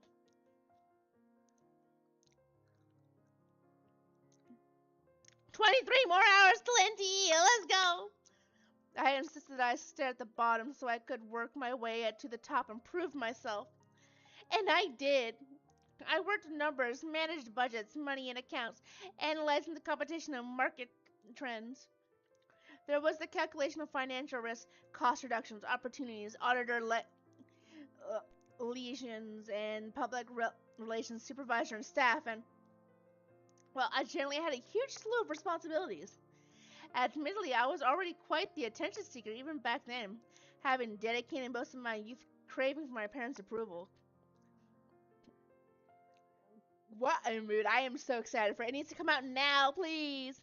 Don't make me wait 23 hours. Feeling that, I turned to others. Look for praise from anyone who would give it, however fleeting it all was. And Luke, oh, I don't want to read it like that. And Luke, oh, Luke, the way he looked at me, the way he watched me and took a genuine interest. He had me disgustingly obsessed since day one, hasn't he? He saw me for me, Hannah Evans, with both my faults and my achievements. The man didn't treat me like some damsel in distress or some prize to be won. I remember the nights before we were married where we talked about everything and anything. From big things like business, society, and philosophy to little things such as what we had for breakfast and whether we let cats or dogs more. We both prefer dogs. Nowadays, I'm just Luke Wright's wife. It's mostly my fault, isn't it? They told me that husbands prefer wives who are docile and subordinate. A woman who will always be there for him, yet would never outshine him in all aspects except beauty. A wife needs to be at home and attend to his needs, to have children, to take care of them in his absence. They said I have no business working anymore after I was married. I can blame society, but I listened. Before I can fall further into the introspective pit of self-loathing, someone calls for my attention. The guests have arrived, madam. Oh, Hannah, she's dealt with a lot of misogyny, it sounds like, growing up. Well, no, that's what she's dealing with now. Growing up, she was pretty independent. And it sounds like her and Luke actually got along and were pretty decent, and then they got married and everything went downhill. And Luke? Running a bit late, I'm afraid. As always. Late for his own party. That man, I swear. He's probably looking to make a dramatic entrance, knowing him. Open the doors, then. We mustn't tarry. Cars line up in the driveway, peppering the front of the mansion with vehicles of every kind. Grand tours, supercars, and even the odd high-end muscle car or two. Convertibles, grand saloons, and other luxury cars can be seen being parked by valets. A handful of cabs drive off, possibly for those who thought it'd be too troublesome to bring their own cars. There are at least 2 different media vans as well. They're all here for what may be considered the biggest event of the year for Luxborn. So far. Who knows what we'll plan for the winter holidays? Welcome everyone.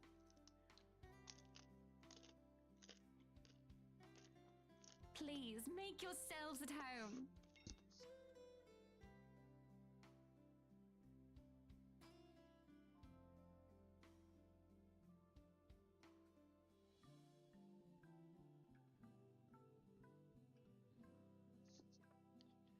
Some of the guests idle, enjoying the warm of not strange sunshine we are experiencing before gloomy skies inevitably return. They greet acquaintances and friends with warm smiles, and others less so. From where I stand, I can see the hierarchy of power, the ties that bind these individuals here, whether through convenience or necessity. However, there are a few who are not here for further comment their current place in high society, such as the young man with his oriental hair, ignorant of the looks he receives from women and men alike. Be careful with Shirley, all right?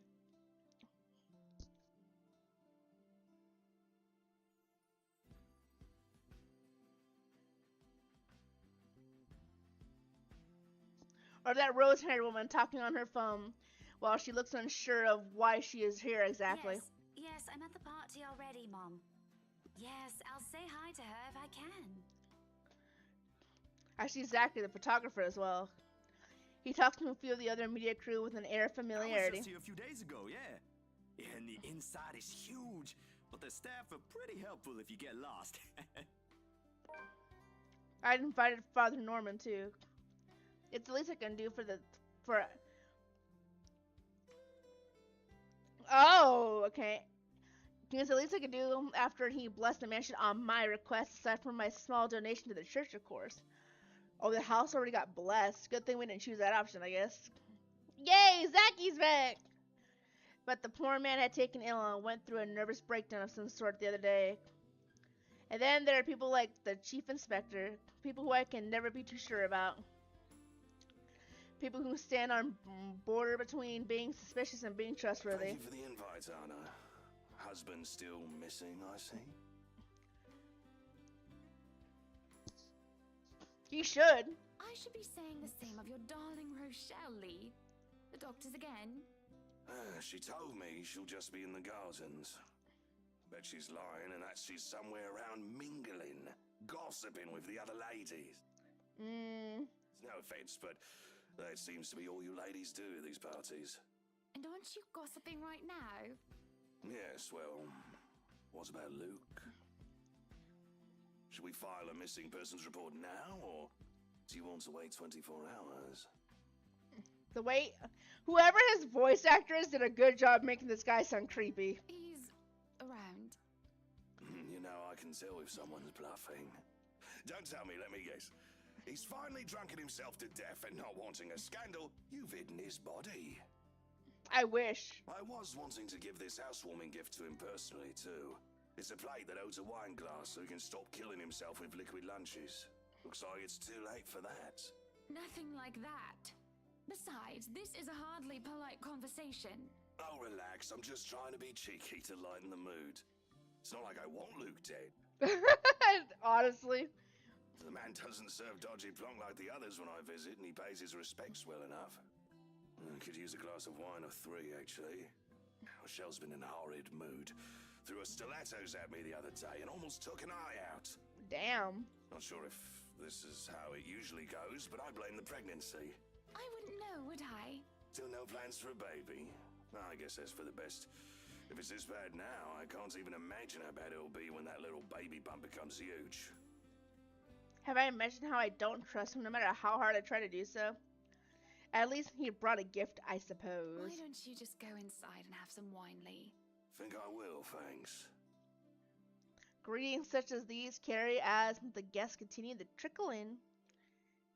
Whether we have short conversations or merely shake hands and nod heads, I make sure to attend and welcome each of them. As the first hour passes by, the rest of the stragglers and I adorn the ballroom.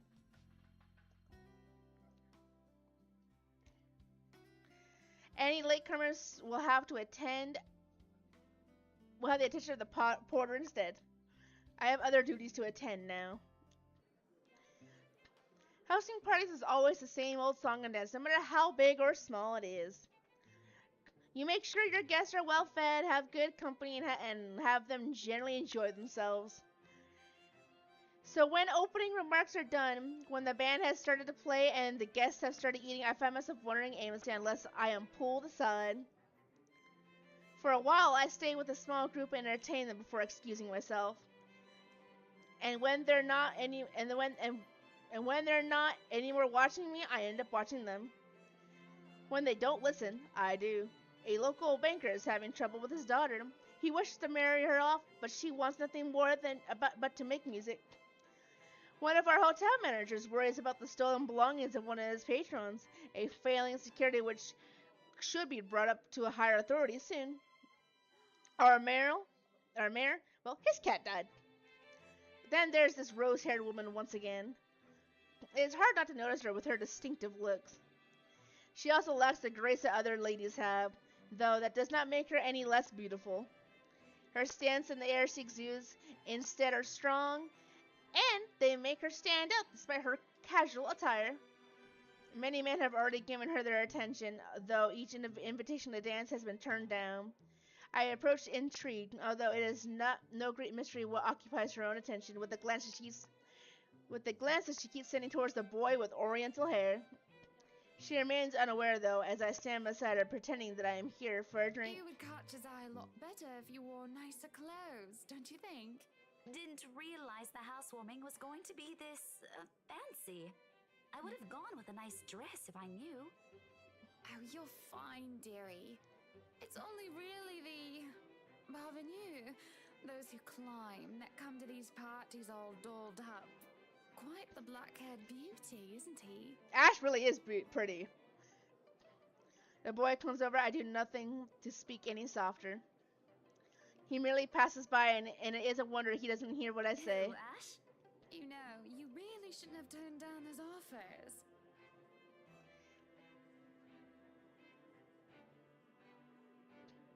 I mean, yeah, she really doesn't. If I wasn't married, I'd happily go dancing with those young men. But you said a name. Ash. That's the exquisite lad you've been looking at all this time. I don't know him, and I'm the one hosting this party. That must mean you know each other. Is he your boyfriend then? Because that would explain those rejections.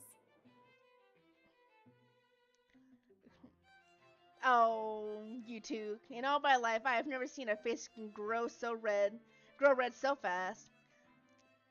Shade of her hair did not help as well. This is the most pink I've seen on a person, really. What? No, that's ridiculous. He isn't my boyfriend. Such a violent reaction. A simple no would have sufficed. Nenny here would be happy to hear it. And I haven't been looking at him. Yes, you have. That's right. You've been staring. Quite heatedly, in fact.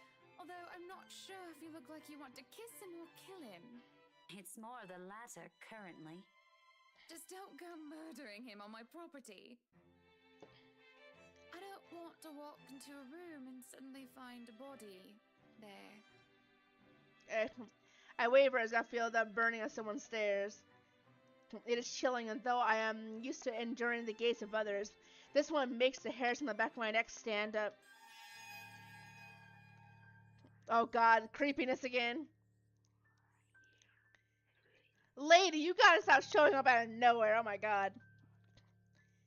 My attention is pulled from the girl, and I see a woman staring. Dark hair and dirty. She looks more like a beggar than I guessed, and I have half the mind to call security at her when her mouth breaks out into a grin. Nope, the ghost was not invited. The ghost broke in. Well, if you want to get technical, isn't this technically the ghost house? Aren't they technically breaking and entering and living here now? All I hear is her laughing. Taunting. Her stare makes my blood run cold. She looks at me like I'm nothing but a pig to slaughter for her amusement. It makes my hand shake and I nearly drop my drink. But then in a blink, she's gone, and the buzz of the party returns. Keep that in mind, but are you all right? Yes, sorry. I just thought I saw something strange. It must be the trick of the light. Anyway, on a right, as you must already know. Rebecca Gales. Gales.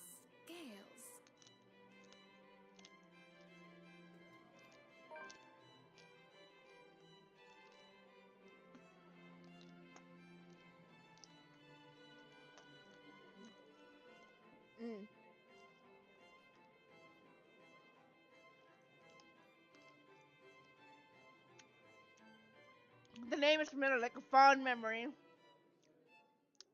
I recall a kind lady, a private tutor who treated me like her own daughter when I was young. She didn't even bring me food when there was nothing to do so.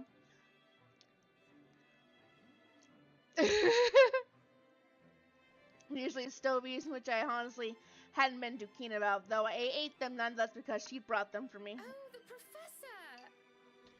And your little Becky! Becky?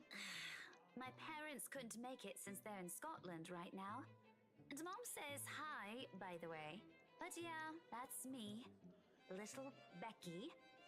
We met once before. Yes, oh, I remember you! You were the cutest little thing with glasses! And when we met, you were having boy troubles with this lad called something with an A. What was it again? Aaron, Alan, Adele, Albert, Alexander, Andrew? The more list of names, the more red and the more quiet Becky gets. She looks a bit miserable as her body language shows discomfort and stiffness.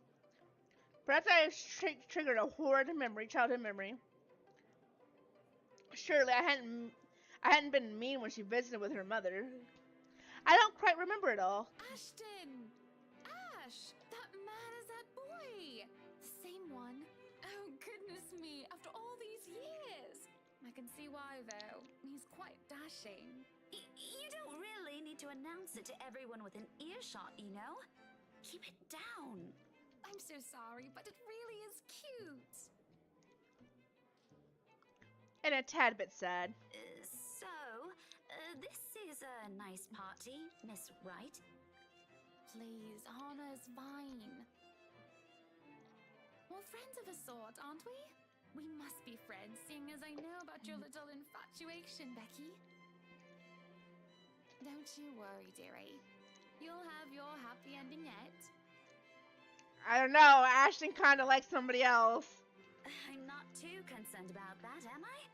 That's not what I'm looking for. Oh? And what makes you think that?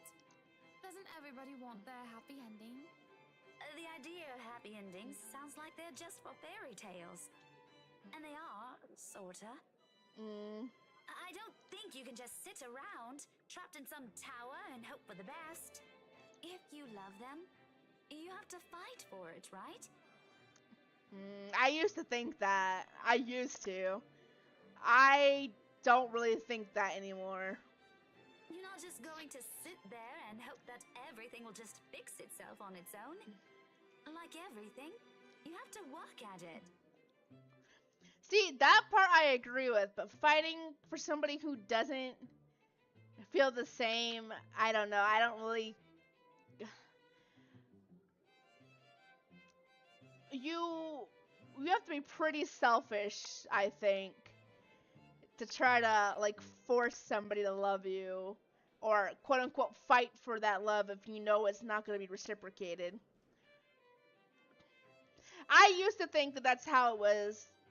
I used to think fighting for people that you love was the right thing, but I don't think it is anymore. At least not like that.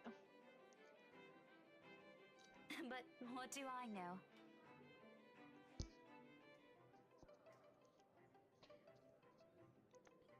Yeah, it would be a one-sided battle, and I feel that's what Rebecca's going through. Cause we already know firsthand that Ash likes Isabella. It's quite obvious.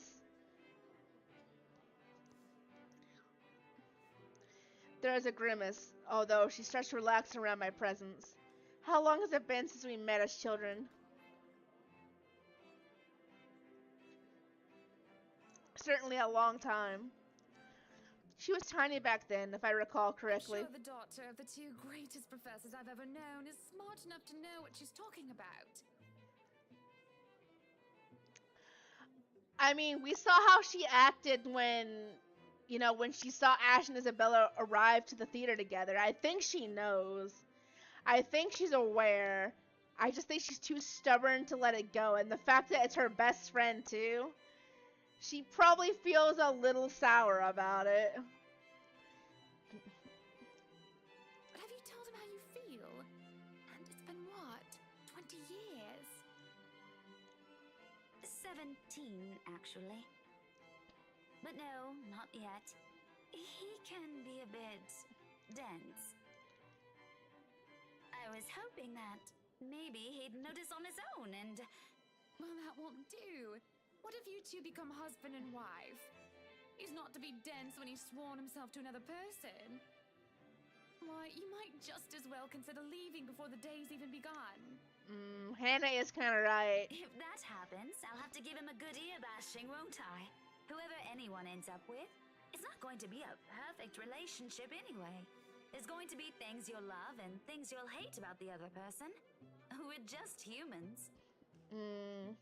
It's funny. Here I am, trying to give you advice when you did the very same thing back then. I remember you giving me a makeover when we were still kids. And you were the first I told anyone about my... crush. I do remember now that she mentions it. Did I give her that yellow summer dress or the pink blouse and petticoat? She must have kept some of what I said in mind. It feels ridiculous remembering all those years later. Talking about boys and how they go crazy for pretty girls, as if it's some gospel every woman should adhere to. It was so easy to say such things then, with me not knowing any better. Though looking at her now, she must have kept some of what I said in mind. Perhaps I did say something perhaps I did say something good at the time, enough for her to take it to heart. But all that didn't matter in the moments as I mull over what she's just said in my head. What Becky told me is very different from what Marianne told me. There is no time to ponder over that, however, as a hush descends upon the once lively crowd. The music of strings and chatter slows to a grinding halt as the doors from the foyer opens. The last of the latecomers should have arrived moments ago, and anyone else this late would simply be too embarrassed to show their face. I have some bad news. So this can only be one person, or rather, one man of very bad news. There's only one man who is audacious enough to arrive at his own party so late. Good evening, ladies and gents. Enjoying the party? I hope I'm not too late in welcoming you all to the right mansion. Unlike I, who was raised in the spotlight and simply grew used to its presence, he sought it out every chance he could, even when there was no spotlight that shone. And I'll never put it against him when he smiles like that. He did so quite brilliantly under the scrutiny when he channels his showmanship. You can tell by the way people's eyes light up as he speaks, how they listen enraptured, even if all he's doing is a simple greeting, a little wave of his hand here, a little smile there, and a bit of swagger. I always tell him that if he is not to be a businessman, he'll do well as an entertainer. I love this side of him, especially when he looks at me and he beckons me over to humbly share his space. Not a single second is wasted as I excuse myself from Brecky's side and make my way to Luke's. Welcome one and all to our humble abode. Tonight, if you have yet to find yourself in your roles, you are our ladies and lords of the court of your king and queen, if you would excuse my presumptuousness. So, enjoy the feast that has been laid out for your senses as we only allowed the best to be served. Enjoy the rest of your night, everyone. There's a round of applause, cheers, and even some hoots. Guests approaches left and right to shake Luke's hand and greet him personally, praises on their lips. Is it because of this that I do not see her? I do not see her until she is dangerously close, with fury in her eyes, and she's already spitting venom. Johannes retains her, taking care not to unnecessarily harm the pregnant woman. Huh? Oh God, what's happening? But that does little to deter her rage, and the man has no choice but to let her go, lest an unborn child is hurt. Although it might be too late for that, as I see an empty glass of wine in her hand. How much does she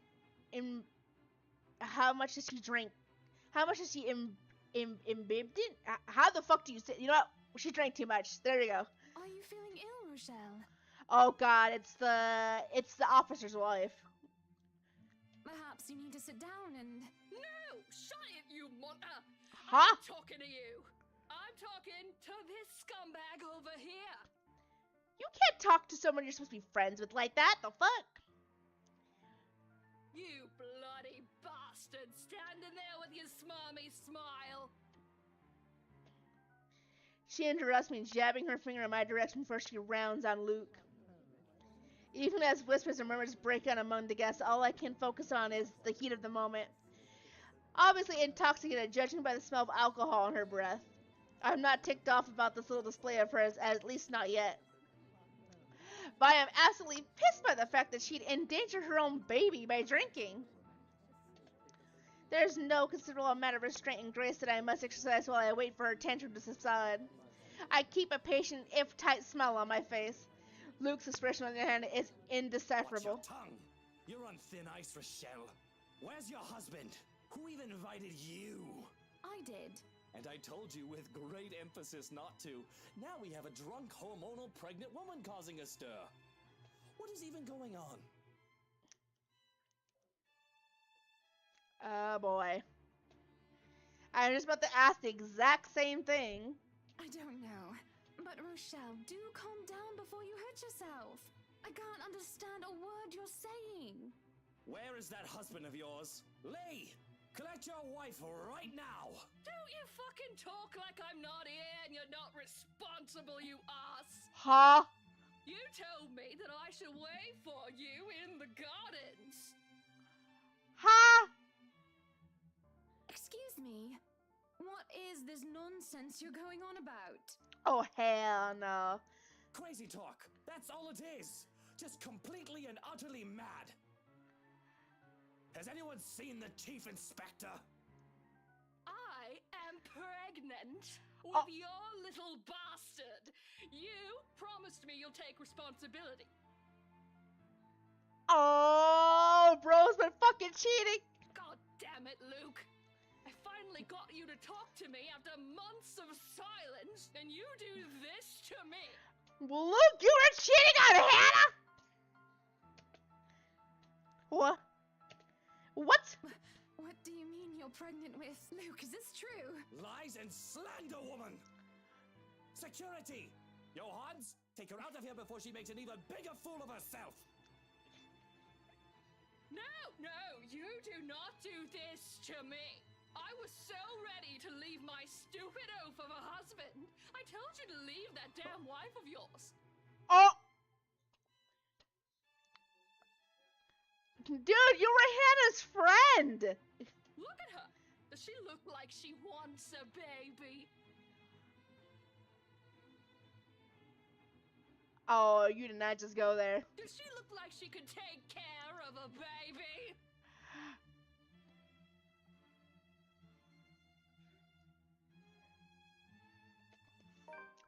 Oh, poor Hannah!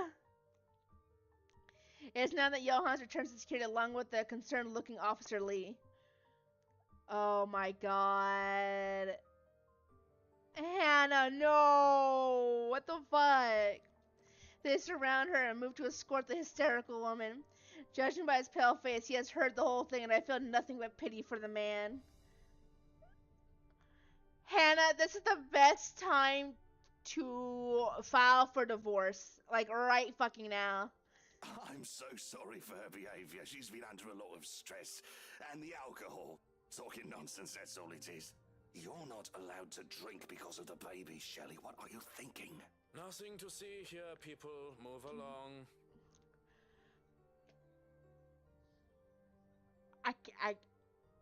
Bro! Is there really nothing here but ramblings of a drunk? Yes, that's right. There's no way that what Rochelle says is the truth. What she says doesn't match up.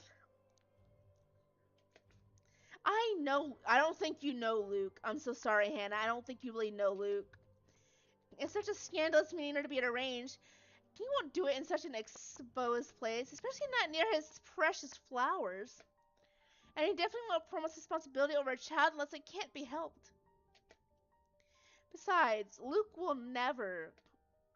He would not go as far. He will never go so far as to sleep with another woman, right? Hannah, I'm so sorry. I hate to tell you this, but I'm pretty sure he would go that far. Bro's pretty selfish, and he's never around. He's always leaving you. Come on, you can't tell me you haven't seen you didn't see the signs. I'm sorry. Okay, fine. Who am I kidding? If I'm to be completely honest with myself, he might cheat. What a bit of temptation, a bit of alcohol. He just might. This poor girl. And doesn't that just make my blood boil to even think of the slightest possibility of infidelity? Lee isn't too far off when he told me how Luke still acted like some young hotshot bachelor. No, Hannah, it's time for a break. Kick him out. Maybe Mary Ann had a point. If I am frustrated, if I am unhappy, maybe a break is needed. Yeah, get Luke out of here. Some time apart might just be what the doctor ordered. Time apart to clear our heads and to think of ourselves, or for myself, to be exact. Because looking at this mess before me just brings me nothing but distress. You know, I'm gonna have to come back through this game and see what the other options are eventually, because I'm pretty sure that each choice leads to a different route. Luke's too busy making a scene to notice, and concerned Becky pulls me to the side. She looks as disturbed as I am by this sudden turn of events. Probably not a big fan of drama. I know. Definitely not used to it at any rate. Not surprising as our parents were lovely yet simple people. Hey, I figured you could use the save. You looked like you weren't doing too hot back there. She wasn't. Do we need to call a doctor or something? Oh no, I'll just be needing some fresh air, that's all. Some help getting out of here would be much appreciated. Let's go. We're gonna go for a walk. Sure, that won't be a problem. I wanted to get away from this drama too anyway. Just... Hey, Zachary! Hey, Zach!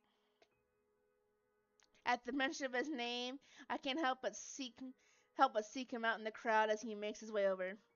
They know each other? This is a real oh, hey, Miss Wright. If I am to assign a random number to dictate the odds of having two of my acquaintances know each other, I'll say the odds are 1 of 1,000. And if this is any other situation, I would have been suspicious. It isn't completely impossible to have two random strangers who I've met on separate occasions to know each other, and what will be complete random happenstance. Right. It's just that it's been faked before to try and dupe me because of who I am and who I am married to. But right now, coincidence or not, I am just grateful for the help. As long as this doesn't turn into a kidnapping anyways. Hello, Zachary. I told you to call me Hannah. Did I not? Yeah, you did. So this is what you called me for. We gonna get Hannah out of here? I can see that they're friends. Not terribly close ones, but friends nonetheless. That'd be great. They make quick work of getting us through the crowd. The people apart because of Zachary's broad build, even if they want to approach me. If that isn't enough, Becky's pointed glares kept them at bay. We even make it out of the ballroom without any unwanted incident. Though, judging by the commotion in the other room, the same cannot be said about the unexpected eviction. I really do need the fresh air. I need to be away from those nosy Parkers. I need to be away from Luke. This is a good start as any. Hey, I gotta go back in there. Completely forgot my bag like an airhead, and I'll see if I can tag Ash on the way out. You'll be fine here, right, Hannah? Not to worry, dearie. I'll just be right here. Zach will be with you if you need anything. Becky balks at the idea of going back into the ballroom. Anyone who hasn't yet would have realized I'm gone by now. And those busybodies will be gossiping about how I left the building with 2 unknowns. Along with what just transpired, stories both inaccurate and made up will spread by the night's end. It all matters very little in the grand scheme of things, of course. I won't even bother to try and quell them by returning to the fray. That leaves me with... Zachary? Yeah, you need something? I was only going to say how nice it is to see you again. Oh, okay. I can see the tension in the line of his shoulders. Odd how awkward he is when this isn't our first meeting. We had met on professional terms, certainly, but I'd like to think I was friendly. Nonetheless, I do not push the issue about the apparent discomfort when we were left alone. Not right away, at any rate. I know my curiosity will get the better of me soon. Before I can say anything, however, he speaks up. You okay there, Hannah? I mean, of course you're not okay after what happened in there. I mean, that was terrible. But you're not gonna just fall down and faint or anything, right? Aw, you care so much. I'm fine. Thank you for your concern. AB. I should be asking you the same thing. I remember you being a lot more eloquent. Oh, yeah. I'm just not too good with staying too long in a crowded room. Or handling intense drama, you know? No, it makes sense. Sorry about my clothes. Didn't think there'd be a dress code. Not that I have anything that nice to wear to a shindig like this. I dig nice, small, simple parties, so this is a real doozy for me. And do you host your own nice, small, and simple parties often? Only when there's occasion, birthdays, and stuff. Those are a lot more fun for me, and I can be a lot more selective about letting only the people I'm cool with attend, right? I get to pick the food too. Of course, I make most of them myself. Of course you do, Zach. The best boy. There's usually a dozen people or less, and all we really do is just hang out. Maybe do some grilling, karaoke, dancing, you know, the usual. That sounds nice. Yeah. You sure you're all right? You aren't exactly being eloquent yourself, as you put it. You must have something you want to get off your chest. I don't know, Zachary. What am I supposed to say? You can scream Merd if you want. I won't snitch. You want to know what I think? How I feel? I think my friend may have slept with my husband. At least, I'm pretty sure she isn't pregnant with his baby, which isn't much now, is it? My husband is a selfish, pretentious, bloody sack of shite, and You deserve to let it out. Let it out, Hannah. you know what? I don't give a flying fuck anymore. My God. Well, that ain't good. Not giving a crap won't make the problem go away. It's okay, Hannah. Let it out. I'm going to ask him for a break, Zachary. I'm not going to pretend that there isn't a problem, but I just need to step back. You do what you gotta do, Hannah. This is what you needed. Honestly, yeah, this is what she needed. You were already feeling it, and this is just kind of the push you needed. As much as I hate to say it, because I think he's a sack of shit. I'm sorry. You deserve better. Get away from him. Fair enough. As long as you don't just up and disappear on him, I suppose. Yes. Now can we please stop talking about him? Tell me more about your small, simple parties. Karaoke and dancing. How does that even go together? Simple, really. We hope Ash doesn't take the mic, put on a bit of fun music, and just dance.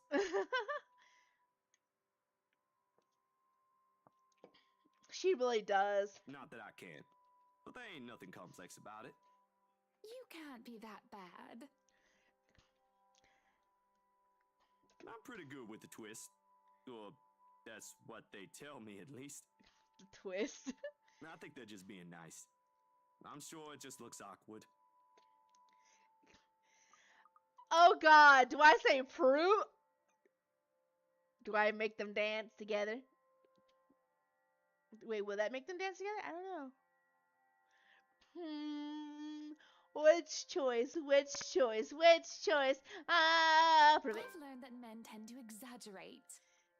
You can't honestly be that bad, can you? My relationship with him went up. Let's go. What? Do you need a demonstration? Yes. That would be preferable, yes. It's not like there's music here, Hannah. Come on. I could barely dance with music, and I don't want to be dancing alone. I'll just look silly. Dance together. Imagine, mon ami. You are an artiste, are you not? With your photos and films and your guitar. You must know notes to play an instrument. Find a melody and a beat. Would it be such a stretch of the imagination? And don't fret, I will gladly be your partner. Aw, yes, do it. I can tell by his expression that he's flustered and embarrassed. Fuck looking silly. Be silly with her for fuck's sake. Right! Come on, Zach, do it with her. Dance with her.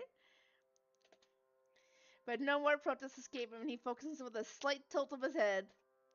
Then he starts to hum a little tune. Oh, he's humming! I drag him into the gardens while we go through the motions, and he gains courage the further we are from the other people. Oh, look at them! They're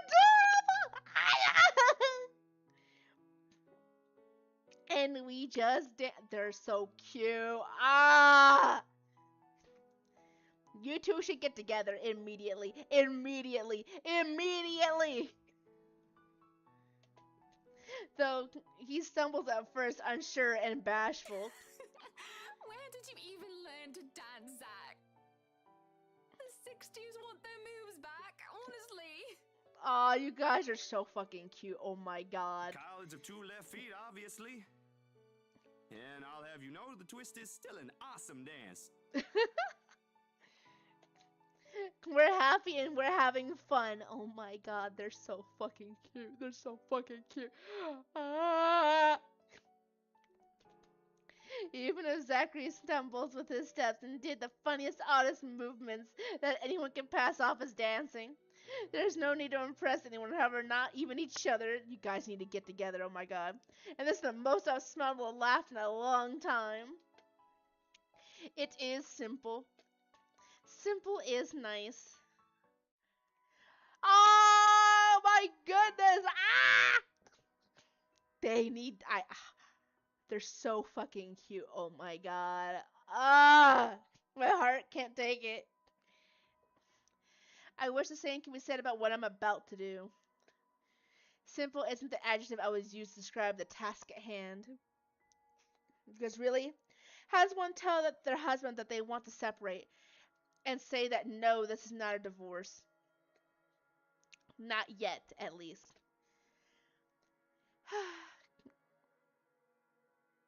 I know, right? The possibility is there. But still, how am I to explain that to Luke without him throwing a fit? Cutting too deeply into my sausages, I open my mouth to excuse myself. That is until I spy Luke mashing and stirring his poached eggs with a fork like a petulant child. He has been silent all the while, chin in his hand and elbow resting on the table. I worry that my absence after the debacle may cause more harm than good. Hurry up, just do it. I think we need a bit of a break. You know, some time apart. At my words, he grows still and silent. I'm not quite sure whether I should be worried or not. I take this as my cue to keep talking. It's not permanent or anything like that. Just for a while. In a few days, perhaps. I was thinking I can move back into our penthouse in the meantime. But I won't be moving out right away. So that I can help settle everything here. And I haven't even thought of packing yet. And I'll want to ask Johans to assign some of our staff. Unless you want the penthouse anyway. Then I'll stay here instead. No, you take the penthouse. It'll be easier for you. It isn't supposed to be this easy, is it? Can you really react so aloof to it? Isn't this to your liking? I imagine that you'd like the space and independence. You'll have the bed and covers to yourself, and you can have whatever you want prepared for meals. You can even have all the wine you want, though I'd rather that you don't. This isn't about that, Hana. Well, it's partly that, but... The man starts playing with his food, choosing instead to push the plate aside. What's wrong, Luke? He slumps back in his chair and just stops short of putting his foot up on the table. I suspect he's wanting some wine or absinthe by now, but any sort of alcohol is suspiciously absent in his hands. Aside from that disaster yesterday and you telling me you want a divorce, everything is peachy keen. She didn't say divorce. She said she wants to separate temporarily. Oh my god, she should divorce you though. Will you want me to start on the letters then? To start the divorce settlements and whatnot? Will you be seeking ways to throw me out onto the street without a penny to my name? Oh my god, she wouldn't do that to you. As much as I wish she would, Hannah won't do that. No, Luke, this isn't a divorce. I just told you this is only temporary. Are you really having a sulk because of what she said yesterday? I am having a sulk because you believe her. You stormed out and now you're asking for us to split up? Soon enough, you'll want to throw me out like I'm a piece of trash. Do you think I would be this calm if I believed her, Lucille Mitchell Wright? Yeah, use the full fucking name. Because believe me, if I did, well, it wouldn't be pretty. Besides, I know how you feel about children. It makes her whole statement laughable. Sure, whatever you say. His mouth draws into a thin line. I can't bring myself to comment on his half-hearted reply. To me, the silence that follows feels oppressive. It only emphasizes the wall that has been built up by my whatever that word says, and his hubris. And it looms between us, keeping us apart. When are you leaving? In a week? It won't take that long to pack. After All Saints, perhaps? I'll go and inform the staff of this. He only nods. Not be lying if I said that didn't disappoint me. Bro, you're just hurting her more by not caring. What a jackass. I expected more resistance. The man could be stubborn as a mule if he wants to be. Perhaps I can leave now, just to spite him. But that isn't like me. Even if this does end in divorce, a thing we both surely wish to avoid, we can still leave on amicable terms. There's no point in making a mountain out of a molehill. What are you still doing here? Just leave. You still have some packing to do, don't you? Go ahead. I won't stop you. Fuck you, Luke. Go ahead and do nothing. There isn't much to do. It seems whether I step out to the plate and try to take responsibility for something. Perhaps because everything is already being handled by someone hired specifically for that job. And with Johans overseeing the staff and Luke handling everything else as a whole, that doesn't leave much for me. I can't even take the job of delegation because all it takes is a word to one of the senior staff and everything will be taken care of for me. Moving in here a few days ago may have very well been the chore that took the most effort for me. And that didn't take any real effort at all. Yes, Hannah, go buy a mansion in the middle of nowhere. Good idea. Great plan. There are no dishes to set aside and busy myself with. Any mess left behind is now nearly non-existent. To sit on a corner while eating cake is supposed to be my next plan. Alas, there isn't even one to finish off, and I don't really know what brought me to the kitchen in the first place. It's not like I'm craving anything else, nor do I have any unfinished business left here. There's a calling to this room. Speaking of calling, why not do just that? Might as well, since I have nothing else to do. At least that will require some effort on my part. With how cut off from the rest of Luxembourg the mansion is, and with how long it was abandoned before we moved in, having a landline is out of the question. The solution's supposed to be our mobiles, though it isn't much considering how spotty the signal is in the area. It'll take a bit of maneuvering to get even a single bar as it is. It takes a bit, as I said it would. I have to park my rear on one of the cold drawers, but that suits me just fine. Another matter that needs my effort is who to call. She who must not be named is certainly off the list. That doesn't leave much in the category of close friends who attended the party, along with the category of who else is awake at this hour. But soon enough, I managed and the call goes through. Rebecca Gales here.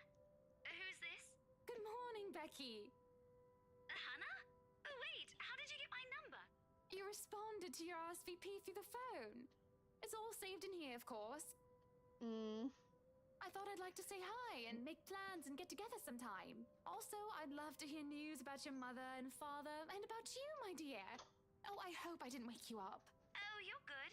It's sports day at school today, so I was just prepping for that. Figures that you'd be a teacher as well.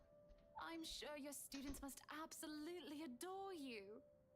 Don't know about that. Mathematics? History, actually. Anyway, it's real nice to know you've got my number. I was going to ask for yours because Mom wanted to keep in touch. You could have asked, silly girl. I would have gladly given it to you. Couldn't, though, because, well, the thing that happened. Right. But really am sorry, though. I gotta run. School, schedule, stuff. Is there anything else you want to say? Don't want to use the mobile while driving? Oh, of course, of course. I shouldn't keep you. But I wanted to thank you for your company yesterday. Not a problem. I was hoping you could thank Zachary on my behalf as well. He was really kind and wonderful. Well, you can tell him that yourself if you want. I can give you his number. Oh, no, I don't want to be a bother. Intruding on his privacy. Pretty sure he'd be fine with it. If you two on a first-name basis and all. Yeah, right.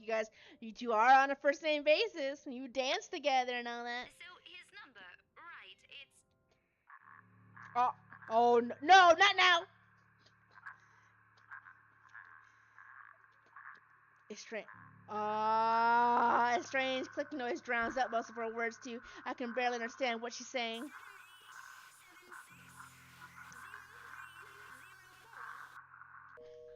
And the line cuts completely.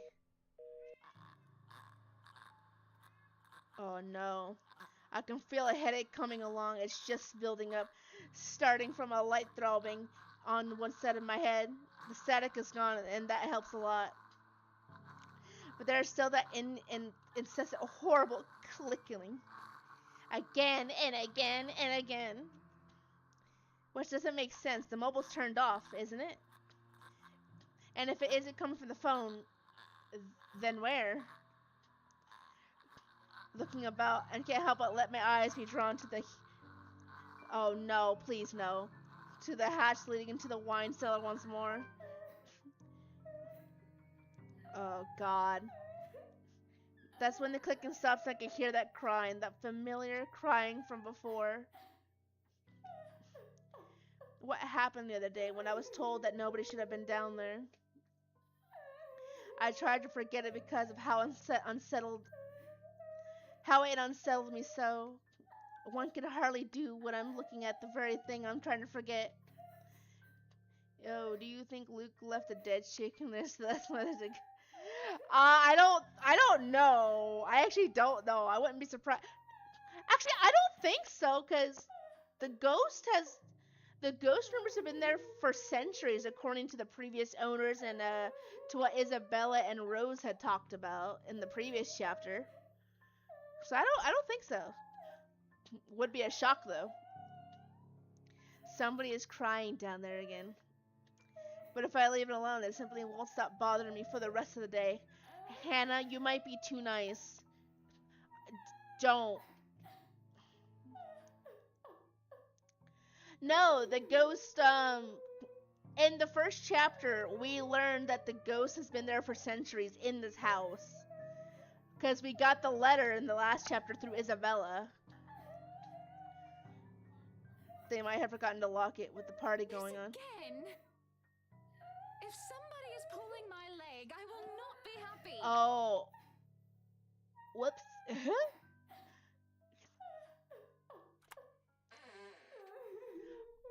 Why would you open it? True enough, all it takes is a bit of a pull to open the hatch. I feel like I'm gonna have to smash buttons again soon. Oh, fuck. As I look down to the cellar, a sense of unease washes over me. It isn't just the sudden sense of vertigo and nausea, but also the darkness. It's suffocating. And as I look down, it feels as if it's looking back at me. I worry that something will suddenly pull me into the deep.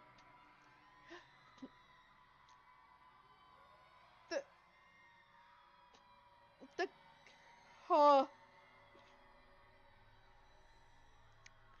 The cries drown beneath the shrieks that start echoing in my head, high and shrill like nails being dragged across a chalkboard. They're all screaming, shouting at me, and I can just feel her rage.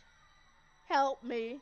She wants to drown me, drag me down, and crush me in the very depths of darkness until there's nothing left of me. The deep abyss waits for me, for my death. They're all calling for Hannah, back the fuck up! This is a nightmare.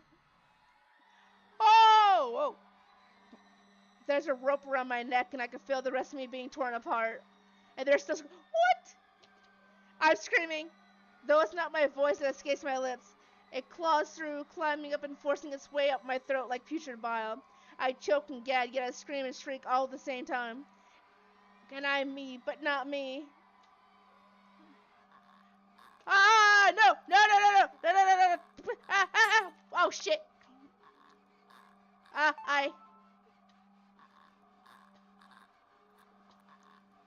L. You. I only missed one, but fuck. It pushes me down to my knees before I'm prone and vulnerable on my stomach. It makes me tumble and I can just feel my whole body seizing, writhing on the floor. Everything and nothing hurts. It feels like I'm on the verge of death. And if I'm not dying, I nearly wish I actually am. What is going on in there? Why are you? Brains. Oh. Seeing Luke, something snaps back and I'm able to take a gasp of air on my own volition, and for the first time in what felt like centuries. I would have rejoiced and cried for his name if the pain still did not rack my body. Instead, all I can do is stare listlessly as he comes to my side and lifts me up, cradling me in his arms. He tries to get me to my feet, perhaps to take me out of here. But all he's able to do is get me to sit, make sure I'm not not thrashing on the floor. I can still feel my muscle spasms, limbs jerking like a puppet on a string. Luke holds me tight and keeps me still so that I do not hurt myself anymore. Whatever it is that happened, it has my mind feeling frayed and battered. Eventually, the pain dies down into a dull ache and my own tongue starts feeling like cotton. It's only now that I can feel the wetness on my cheeks, tears streak down my face, and coughing racks my body now that I don't feel like choking. And it just all feels so horrible. But I don't care. I don't care. Please. What happened here? Who did this to you? I don't know. I'm so sorry. Shh, it's all right. You're safe now, Hana. You're safe now. Well, at least he kind of cares about her still, I guess. Macchiato? What? What is it? What? What is it, buddy? The one person to come to her, I wasn't expecting Luke, actually. I thought he was just gonna leave, like, keep sulking, but hey, he did something right for once.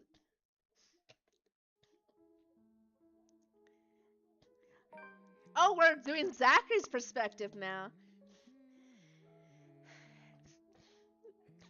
I guess not.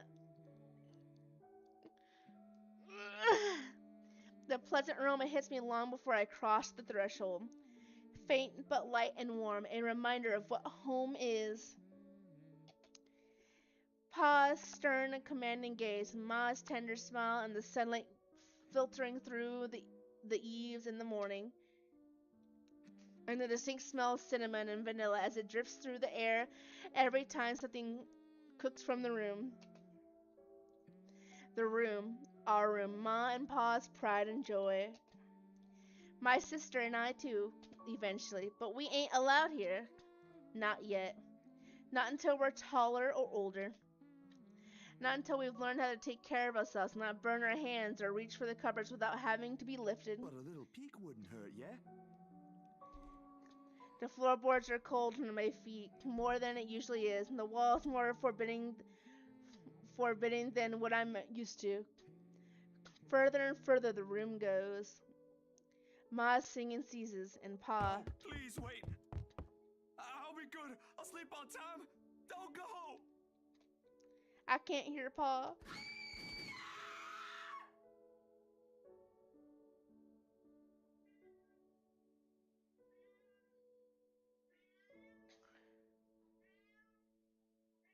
Holy. Not above the... Okay, Not above the raucous clanging and the deafening roar of gunshots, nor the screams replacing the comforting soft melodies.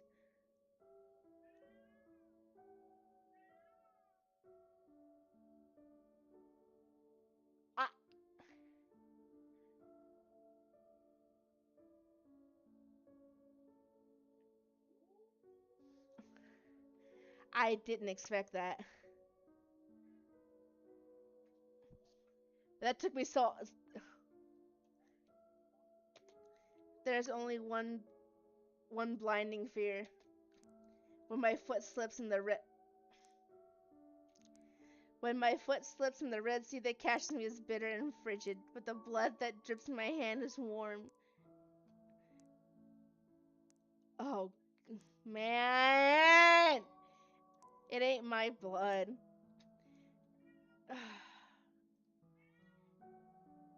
The walls tumble and everything goes quiet.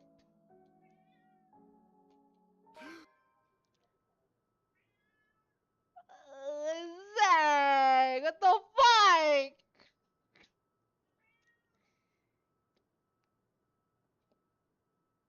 His fucking Are you telling me his parents were murdered and that's why he grew up with his grandparents?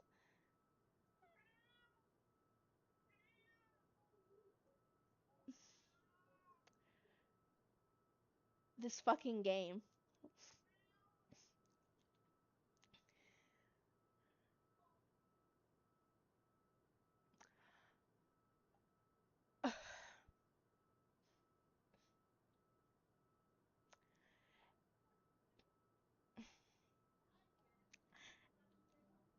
I'm actually at a loss for words, simply put.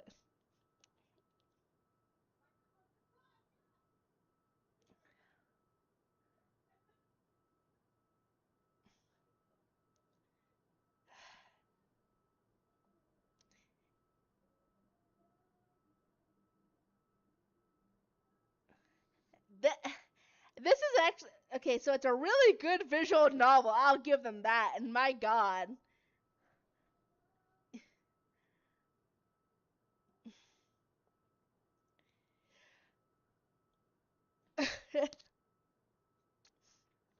Jesus Christ. See, Macchiato agrees because he's out here meowing his little heart out. Macchiato. You know what? I need to take a second. I gotta take my plate out anyway, so give me just a minute.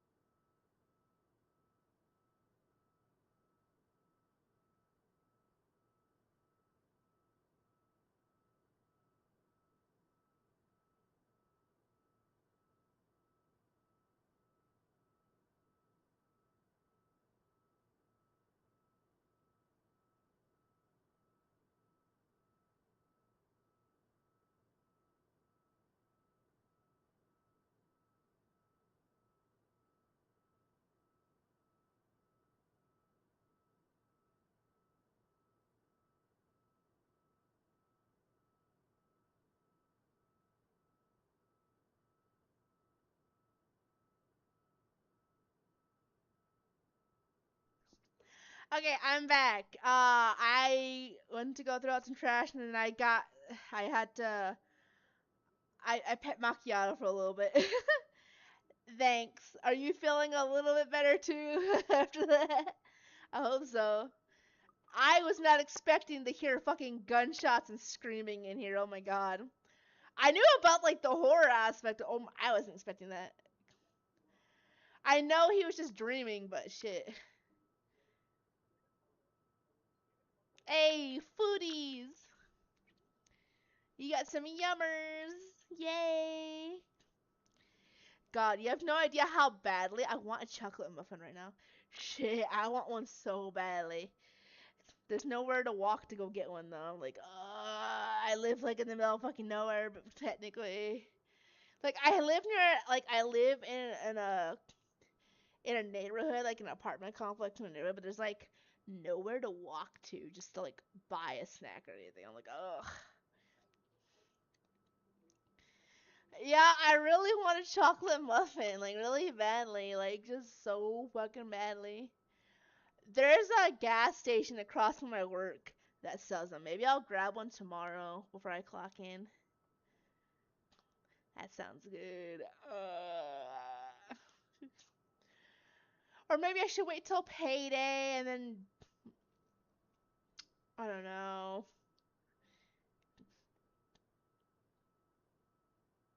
Yeah, there's no shops walking distance, unfortunately. I where I live, where I live, there's like nothing walking distance. I kind of hate it, and I don't have a car either yet. I'm working on it, but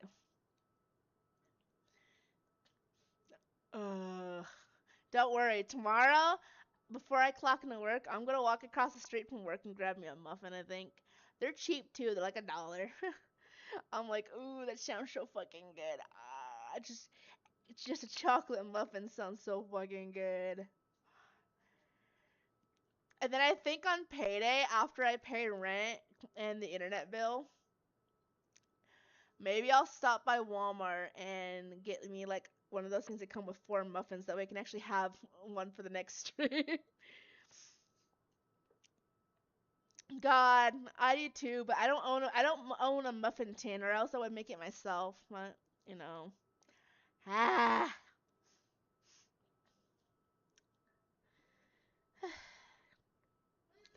All right, let's get.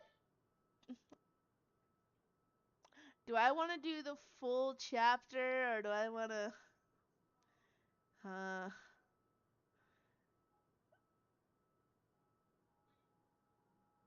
I know, right?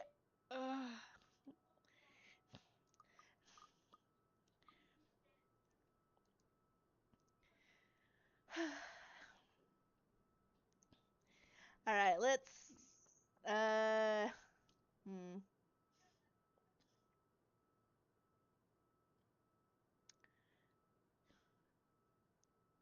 I'm debating. Do I want to continue or? I mean, yeah, like 5 hours and 40 minutes so far. It's been a long stream. I think I might take a break for now. This has been good, but I need a break, I think. I might come back if I get bored enough. Imagine streaming because I'm bored. I mean, that might happen. Who knows? I'm off all night. Yeah, I think I'm gonna end stream for now. I might come back later. Who knows? I had a lot of fun too. It was a lot of fun. This is a good game. I'm so glad that I decided to do a bit more of this. Honestly, what I might do actually, let's think about this. Okay, what I might do, depending on who's awake, later, if anybody's up, I might, if anybody wants to watch a movie later, maybe we can watch a movie in the Discord server. That would be good, because I can't do that on stream, on Twitch, because Twitch has stupid rules like that. It's okay, I was going on it too. This fucking movie night. Yeah, maybe we'll do a movie night after this. Let me see what's available, and then maybe I'll send a message in the Discord. Does that sound good? Cause that sounds fun, actually.